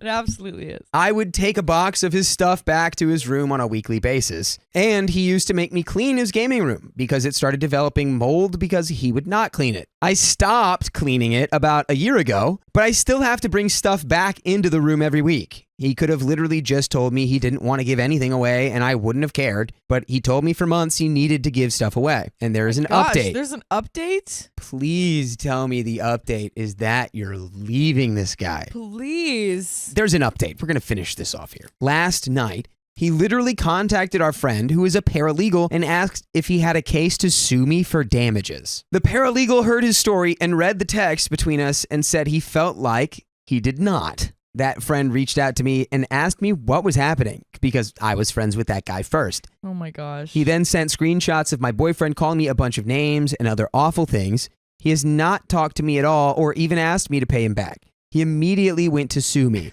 And by the way, I'm going to sue you. Unless you listen to the full episodes with stories just like this on Spotify or iHeartRadio or Apple Podcasts, really wherever you listen to podcasts. Don't worry, I'm not really going to sue you. No, he is. It's not a threat. It's a promise. Yeah, am I just trying to get you to relax? I don't know. You should search OK Storytime on your preferred podcast platform, and then you can listen to all the episodes we've ever made, and then maybe you can determine whether or not I'm being serious. Let's just jump right into it. So we're going to finish this. When I confronted him about it, he said he was acting in depression and didn't actually mean anything by it, but was just trying to control his anger. When I asked if he would like me to pay him and that I would pay him a half since we are both at fault in some ways, he just kept screaming at me and calling me a bunch of names and said I would not only pay for all of it, but I would pay extra for his emotional distress. Anyways, long story short, I broke up with him.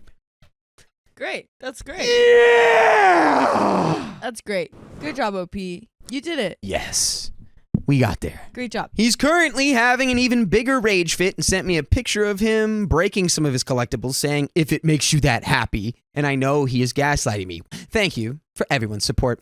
And that is the end of that story. My boyfriend borrowed my keepsake without asking permission first. I've had this shark tooth ever since I was maybe 11. I found it on a beach on vacation. At the time, it was just cool because what are the chances to just walk on a random beach and find a shark tooth? By the way, this comes from It's My Tank Tooth. And if you want to submit your own stories, go to the r/OK Storytime subreddit. So, in time, it became an important emotional keepsake for me that reminded me of all the good parts of my childhood. Honestly, most of it wasn't very good, so extra important. I just really like this stupid tooth, and whenever I was upset, I would just rub it in my hands and feel comforted. My boyfriend saw it in my room early on, and I told him this story, and he was like, "Hey, cool." To be fair, at this point, I didn't go into detail, just said it's important to me. Some years went by. We don't live together yet, but most of the time he comes to my place because it's larger. One day, a few months back, I was looking for my shark tooth, and it was not in the 2 or 3 places it has been in. No biggie. I'm honestly pretty messy and often lose stuff somewhere only to find it in my sock drawer a week later or something. I kept searching, confident it would resurface because it has never left my flat. After 2 weeks or so, I began to worry. I took my vacuum cleaner apart and started panicking about maybe having dropped it in the trash somehow and that it may be gone for good. Eventually, my boyfriend is over and notices that one of my drawers was kind of messy because I had gone through it and searched every nook. I tell him, I cannot find the tooth. And he was like, "Ooh, that's a shame. I'm sure you'll find it." I didn't notice any weird vibes, so I guess he's got a good poker face. One more week. He says over text, "Okay, I need to tell you something. Don't be mad. He sends me a picture of some art project, and it has my shark tooth in it. Apparently, he had to do a sculpture type thing for university, and it's like a Viking ship that is made half out of seashells, driftwood, etc., with my tooth as the centerpiece. And he tells me he saw the tooth in my flat when he was over and I was in the shower, so he put it in his pocket to ask me later, then forgot about it. When he rediscovered it at home, the shark tooth that is, he supposedly thought it was part of some other materials he had gotten elsewhere and just went ahead and used it. So I tell him he's going to give it back to me ASAP. And he goes, well, it might take a few months because it's in an exhibition. And also, he used super glue, so he doesn't know if he can get it off. After I calm down a bit, I know genuinely, I'm not sure if I'm overreacting or not. Like, yeah, it's just the tooth. But he didn't ask me. I can believe him that he doesn't remember our short conversation a few years ago about it. But who just takes something from someone's bedroom and slaps it on their artwork without saying anything? I feel like if I see him in person, I'd have to struggle not to flip out. So, am I the a-hole for reacting strongly? So, question to chat to Carly. Is OP the a-hole for acting strongly? No, not at all. That's a very special thing that you had that you told him about, and then he still went and took it, and then is like, I don't remember. Like, he remembers. Yeah. And I mean, like, it's not like she, like, I'm looking at it, I'm looking at the conversation, and she's not saying, like, I'm breaking up with you. No. She's just like, I'm mad. I'm mad and give me my tooth back. And yeah, she's like, what she said is like, I was just done with the conversation and stared at a wall for like 30 minutes. But yeah, I mean, I feel like one, this was not an overreaction. I think it was a normal reaction to having a childhood memory tarnished, destroyed, Yeah. bastardized. I don't know. I'm trying to think of other words, but a bunch of words that mean he just took a giant poop all over your childhood dreams. So I think it's not at all an overreaction. No. So I Perfectly reasonable. OP, you're not the a-hole. Verdict from everyone else, not the a-hole, obviously. We got some comments. He's lying to you. He definitely lied about just forgetting to ask you, which is what we said. You were in the shower, not on the moon. You telling me you have the kind of relationship where he can't yell something to you in the shower or wait to ask until you get out? He purposefully waited for you to not be in the room to take the tooth. There's no way he didn't make the connection between the tooth you were searching hectically for and the one he took. It's not like it's an iPhone that everyone has or a sweatshirt. It's a shark tooth. He is using it as the centerpiece of his dumb project. You honestly believe the BS about forgetting where he found it? No, he just lied to you all over again and let you believe you lost it. He waits a week? Come on. You think he wouldn't connect the centerpiece of his exhibit, entered art piece, with the object he swiped while his girlfriend was in the shower, unless he literally got a traumatic brain injury in the last week? There is no effing way he'd forget. I remembered where I sourced everything for my art projects. When they were made out of trash, you think he would honestly forget finding a shark tooth? That means he even debated telling you the truth for a whole week. Remember that. It took him a week to decide you deserve to know the truth and that you weren't responsible for losing your prized object. Girl, throw the whole boyfriend out. If he expects you to believe this BS, just imagine the stories he will try to sell you in the future. No man who has any respect for a woman's intelligence would attempt to sell her this crap. I'm telling you, for all the women 10 plus years into this dating game who have fallen for crap like this, if it acts like a douche and quacks like a douche, it's a douche, not the a-hole. He claims he only remembered this sometime after I told him that shark tooth is missing. I definitely don't believe his story. I was just unsure if I maybe believe parts of it or nothing. He's forgetful, so I thought it could be possible.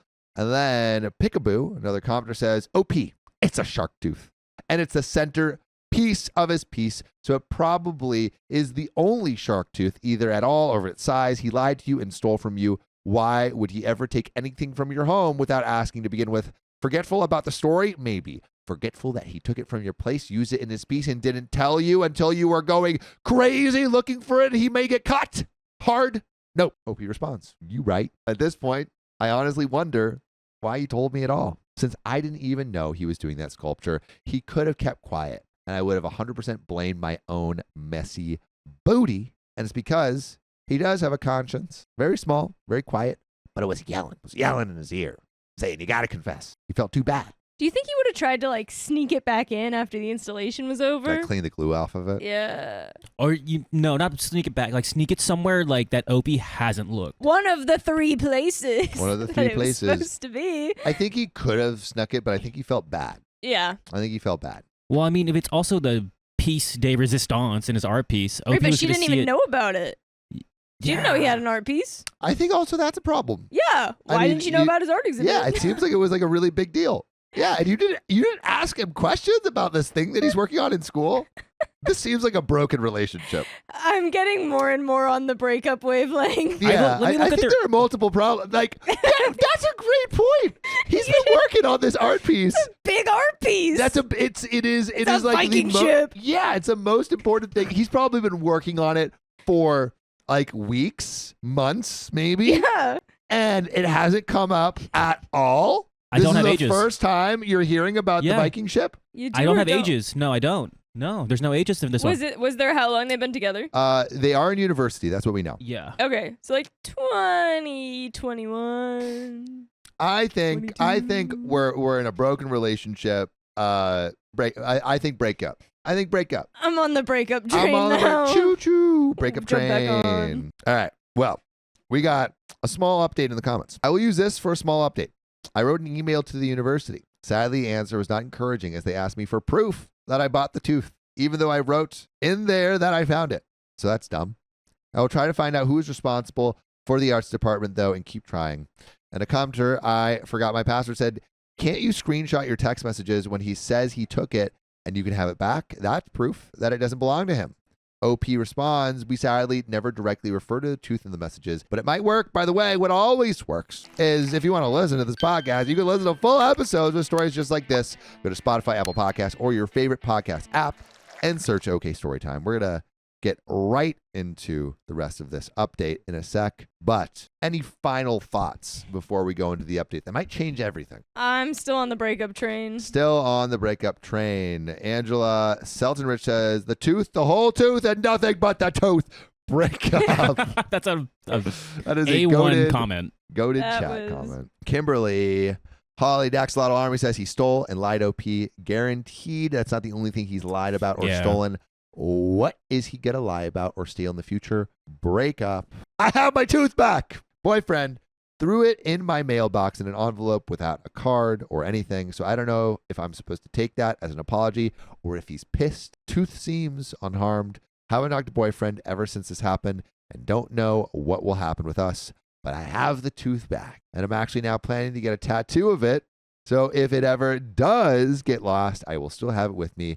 Thanks for everyone assuring me that I was not the a-hole. Comments. Hope they broke up. Imagine stealing someone else's sentimental items for your own selfish art pieces. Comment 2. Honestly, the fact that she got it back fully intact with no mention of glue, residue, anything, I feel like the art project itself I might was have been a wondering lie. that. Because how is there was no super glue on it? Like it was under a week after when the university essentially told her to F off until she can prove it after he said it would be several months before the end of the exhibition. I have no idea what he could have actually been doing with it, but I'd bet my house there was no art project. And comment 3, what gets me is while it's a really neat find and OP is right to cherish it, it's not like shark teeth are rare. You can buy them online. Boyfriend could have easily sourced several for his art project. Comment 4, I don't know what will happen with us, girl. I'm going to need you to take that one again real quick. That is where that ends. Break up. Break up. Breakup. I would have had to see a picture of the art project to, like, in the moment of him saying, your shark tooth is in an art project. Like, I would have been like, show me. Show me. Show it to me right now. Prove it. Prove it. I do kind of want to see what that Viking ship looks like. That sounds kind of cool. But that is where that story ends. My boyfriend accused me of cheating on him, but I really didn't. I'll see about that. My boyfriend and I have been together for 3 years. We are long distance. We're from the same hometown, but he goes to school in another state, so we see each other over summer and most holidays. By the way, this comes from Throwaway Didn't Do It. And if you want to submit your own stories, go to the r/OKStorytime subreddit. This past summer, I did study abroad in Peru for 2 months. It was one of the most amazing experiences, and I had so much fun. I didn't have a phone or regular internet, so I communicated with email every couple of days. I told my boyfriend this would be the case before leaving, and he said it was okay. When I get back, he was excited to see me, and I was excited to see him, but I was very tired and honestly fell asleep within minutes of first seeing him. I had literally gotten off the plane just an hour before. When I woke up, he seemed pissed. I asked what was up, and he just started asking how my trip was. I told him it was fun, told him about my friends, etc. Then all of a sudden he says, I know you cheated on me. At this point, I'm confused. I just said, what? And he said, I know you did. It's okay, whatever. Well, I didn't cheat on him. There were only 4 other guys on the trip. 2 had girlfriends. 1 was incredibly gay. And the only single straight one was hooking up with this other girl the whole time. I told him this, and he just kept saying he knew I cheated on him. I asked people on the trip, and nobody said anything to him. They're all just as confused as me. I asked my boyfriend why he thinks I did, and he said, I just know. The weird thing is that he's saying he's okay with it, but still keeps bringing up that I cheated on him. It's pissing me off because I didn't. I had a lot of opportunities to, and never even got close to taking them. I told them the only guy I did anything close with was my gay friend, and all we did was dance at a club together. He started saying, well, I don't know if it was one of your friends or a local. I don't know what to do. He just keeps saying I cheated, but I didn't. He also says he doesn't care, but brings it up. I can't figure out how to convince him otherwise, aside from the fact that this is totally ridiculous idea. We had literally no time to even talk to local people there enough to hook up with him because we were busy every day and all day doing things. Is this breakup worthy? I love him, but I have no idea why he's doing this. And there are some comments and an update. Comment 1, ask your boyfriend for the evidence he has to support his claim. I honestly think he cheated on you and is projecting his cheating onto you in hopes you'll confess so he can break up with you and not tell you he cheated and avoid being a giant a-hole for cheating. OP says, honestly, I've been wondering this myself. Maybe he's saying he doesn't care and he's gonna drop the bomb that he did in hopes I don't care. The only thing is that, like, I can't imagine how he'd cheat. He has no female friends, and neither do any of his male friends. He's kind of weird and nerdy. Do you like him? I think that's the thing is, like, listen, I'm on, like, I'm on her side. He's still coming out, like, crazy with, like, the you cheat. Like, that's not acceptable. Just straight up. No jokes, no bits. Yeah. That's crazy.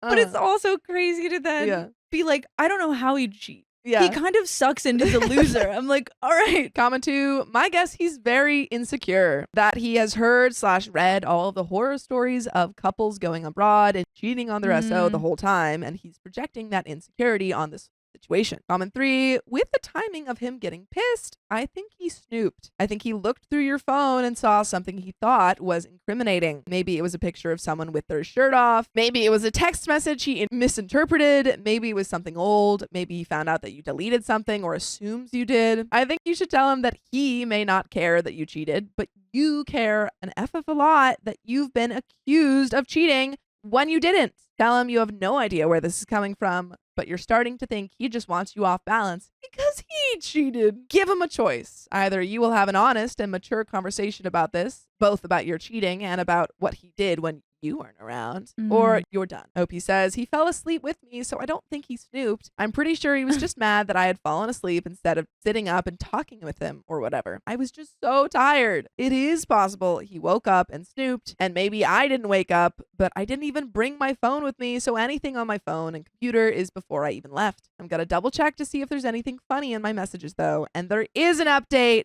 Okay, so I want to thank everyone for all of the advice. I really appreciate it that so many people care to give their ideas. A lot of people thought cheating, but some suggested he was just insecure. Last night, I asked him to come over. I should have mentioned in OP that the original event actually happened in mid-August. When it first happened, after enough, I said, listen, you're pissing me off. Stop saying that I did something I didn't do. And he just said, okay, sorry. exactly like that. But then proceeded to occasionally bring it up since August until now. Also, we are long distance. He goes to school in another state, but is from my hometown. He's been here the past few days due to family issues. So when he was over, I asked him why he feels so strongly I cheated. And at first, he tried to brush it off. I kept pressing him, and finally he said, I just don't feel like you could go somewhere like that with a bunch of guys and nothing would happen. I told him, well, you go to Florida for most of the year for school with a bunch of girls. So are you saying that you don't think I could do it because you've done something? Well, he flew off the handle and freaked out. Started yelling that he was so pissed I'd even think to accuse him of cheating. Oh, no.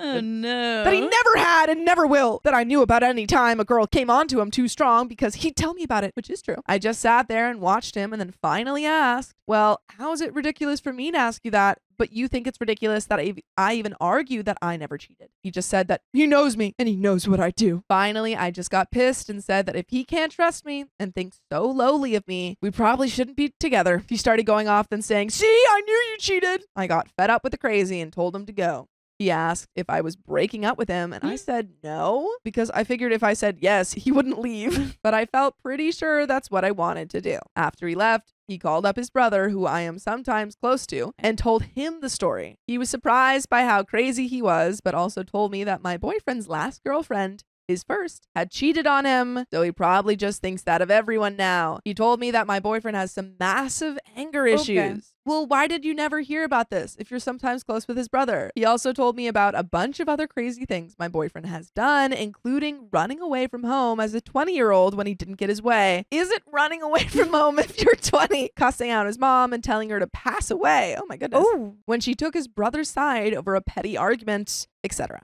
Some other minor things were that my boyfriend has apparently stated he never wants to move out of his parents' house and continues making YouTube videos for the rest of his See, life. and who would be making YouTube videos is my Freaks. thing. Freaks. Yeah. That and how stupid my boyfriend acted to me over me doing literally nothing made me decide I wanted to end it. I called up my boyfriend and told him it's over. I'm pretty sad about it. I do love him, but I don't want to deal with crazy wiener. Mhm. Plus, it's pretty lame. We've been together 3 years. Oof. And he still thinks he wants to live with his parents forever. I've asked him a million times what he wants to do when he's out of college. He just says, I don't know. By the way, what I do know is that you guys can listen to full episodes of stories just like this. Go to Spotify, Apple Podcasts, or iHeartRadio and search up OK Storytime. People are asking how I never noticed these red flags earlier. I kind of did, but wasn't sure. We were long distance, which I think often left me confused. A lot of times I'd wondered if his actions were just because we were far. Hearing his brother say those things just confirmed that's not the case. Also, a lot of you were upset I called his ex crazy and referenced her spicy flower use as an example. I actually knew her personally. She was a pathological liar as well as being actually clinically insane and did a lot of spicy flower. Mhm. Throwing the word crazy around was rude of me. And of course, the spicy flower use doesn't mean crazy. I'm a bit jaded when it comes to her because she used to be my friend, but has done some pretty messed up stuff. So sorry if I came off as insensitive and for tossing those words around like that. He's like, I'm so You're- sorry. I Yeah. hate this girl. That's my bad. I shouldn't have told you guys And that was the update. Was Yeah, your yeah. last little Sorry, apology? his ex is Okay. crazy. I have proof. Yeah, I had a prophetic dream. I had a prophetic and dream. also real life Real life- experiences. Yes, exactly. I accidentally ignored my best friend's wedding invitation, and it ended our friendship. That's kind of fair, actually. Oof, but it was an accident. How do you miss an wedding invite? Let's find out. My best friend of 20 years unfriended me in a span of 3 hours from an unread message. We are both 30s, female. My friend Brooke and I met in middle school. We had some patches where we were close and distant, as friends for so long typically do. In our late teens, we really got to the point of being stable friends who talked all the time. And by the way, this comes from user Midnight Separate 8794. And if you want to submit your own stories, go to the r/OK Storytime subreddit where this story was submitted. I'm Dakota. I'm Carly. And I'm Keon? You are. Good. We were there for everything for each other. I watched her get married, have a child, and supported her through her divorce. I got to see her discover herself again and raise her child. She was there the instant I needed her when my boyfriend at the time passed away from a car accident. While me, his cousin, and his girlfriend all stood around the kitchen in a haze, Brooke was there supporting us all, trying to make us laugh, making us pizza bagels, and keeping us comfortable. She stayed with me that whole night and made sure I was okay before she left for work in the morning. When she got stood up by a guy, I showed up to her house with flowers and a fake beard, asking her on a date to make her feel better. After she left, when she left a crappy ex and was worried he would do something as she collected her things, I was there with pepper spray, making her laugh the entire time we walked in and out while he stood and watched. I mean, we even have best friend tattoos. Oh, yikes. Point being, we have been there for everything in each other's lives. Everyone knew we were best friends above all else. The kind of friendship that made people question our spicy preferences sometimes. LOL. I started noticing changes within the last year and a half. Brooke had been in a pretty unbalanced relationship for about 7 years. She had another kid with him, and between her 2 kids, his twins, and him, she was basically a single mom with 5 kids. The guy never pulled his weight, always had excuses, and I was so relieved for her when she finally left. After the way he dragged her down, I was excited to see her find herself again, for her and for her kids. She started dating and shortly later found someone. She told me a little bit about him, about the lunch dates they met up for, etc. At this point, we had actually worked for the same company and would go on daily walks together. After a few weeks of her seeing him, we went on a walk and she was talking about how she had met him for her lunch break. I had jokingly asked when I would get to meet him, and she said, I don't know yet. But she seemed almost strained when I asked. I followed up with, is that against me or against him? And she laughed again and said, kind of both, and then went on to talk with another coworker we walked with. I thought about this for a few days afterwards. It bothered me a bit, but eventually, I let it go. Maybe they were still too new and she was just nervous. Whatever. A few more weeks go by, and she had invited me to a cookout/party at her house. I was unable to attend, but heard everyone was there. Coworkers, friends, family, and her new man. I thought we would go out for dinner and drinks at some point, and I would just meet him eventually. Months went by. I tried to set up lunch and dinner dates with or without the new guy just to even hang out with her. I've always tried to work around her schedule, knowing she has kids, so it never bothered me when she couldn't commit. One night, Brooke asked about meeting up for some food and drinks at a local little bar. We go out, and I saw an old friend of mine, Ray. I shoulder-checked him as a joke, and his newest bimbo of a girlfriend seemed to take offense to that. She told me, "Girl, don't do that." I laughed and went to sit back down. Bimbo glared me down for a while until she made Ray leave with her. Since we had a few drinks in us, Brooke and I, of course, sat down and made jokes about how if Bimbo had approached me, that we could have taken her, and I got plenty of pent-up anger in the tank. You know, just saying that kind of stuff. Obviously, nothing happened. It was all just fun and jokes. At some point, she had texted her new boyfriend about the situation, and she told me his response was, "Don't get dragged into anything like that." In that moment, I had a gut feeling of where things would go from there. I set my thoughts aside, and we had a good night just hanging out. That was back in March. In April, I saw Brooke tagged in a Facebook post saying that this guy had proposed, and she said yes. I didn't think they'd been together that long, but when I looked, I realized he had proposed on their 1-year anniversary. They had been together a year, and I never met him once. Feeling mildly petty, I didn't react to the post and moved on. A few days after her engagement, she sent a message to the group chat of her, myself, and another friend, Levi, around 9:30 a.m. I had just gotten a new job. I'm work from home and on camera during class, so I cannot check my phone much. I swiped away the notification without checking it. 3 hours later, she questioned why Levi and I had not responded, with no comment. Again, I swiped away. Shortly after, I was on a break when another message came through stating, "Never mind. I'd rather spend the time with the people that like to see me happy. Consider yourselves off the hook." She had immediately left the group chat and unfriended me on Facebook. Turns out the first message I swiped away was an invite with details of her marriage this coming October. I was so shocked that she hadn't even given us a chance to talk about things. My new job requires my focus. I sent Levi a message asking how he felt about it, and he said he didn't have time to deal with it. His boss is fighting cancer again, and he essentially runs his shop for him. So he was also busy handling things on his end at his job. So I tried talking to other people about this because this whole situation ended up bothering me a lot. No one really offered anything other than I can't believe that or that's ridiculous, but just left it at that. This has been festering in me for weeks. Once I started to look back on things, I remembered how she stopped inviting me on walks at work. She almost never responded when I tried to set up hangouts with her and Levi, and when we still worked together, she moved to a different building in the company and came back to the main one for a day-long meeting. She stopped and chatted to someone who was 3 desks away from me, but didn't even acknowledge me. I remembered her not knowing when I'd met this guy, and then I remembered the night at the bar. I knew from his response that a man I had never met was judging me, and that was all it took to plant a seed of doubt in her against me. I haven't spoken to her since she left the group chat. In reality, not much has changed.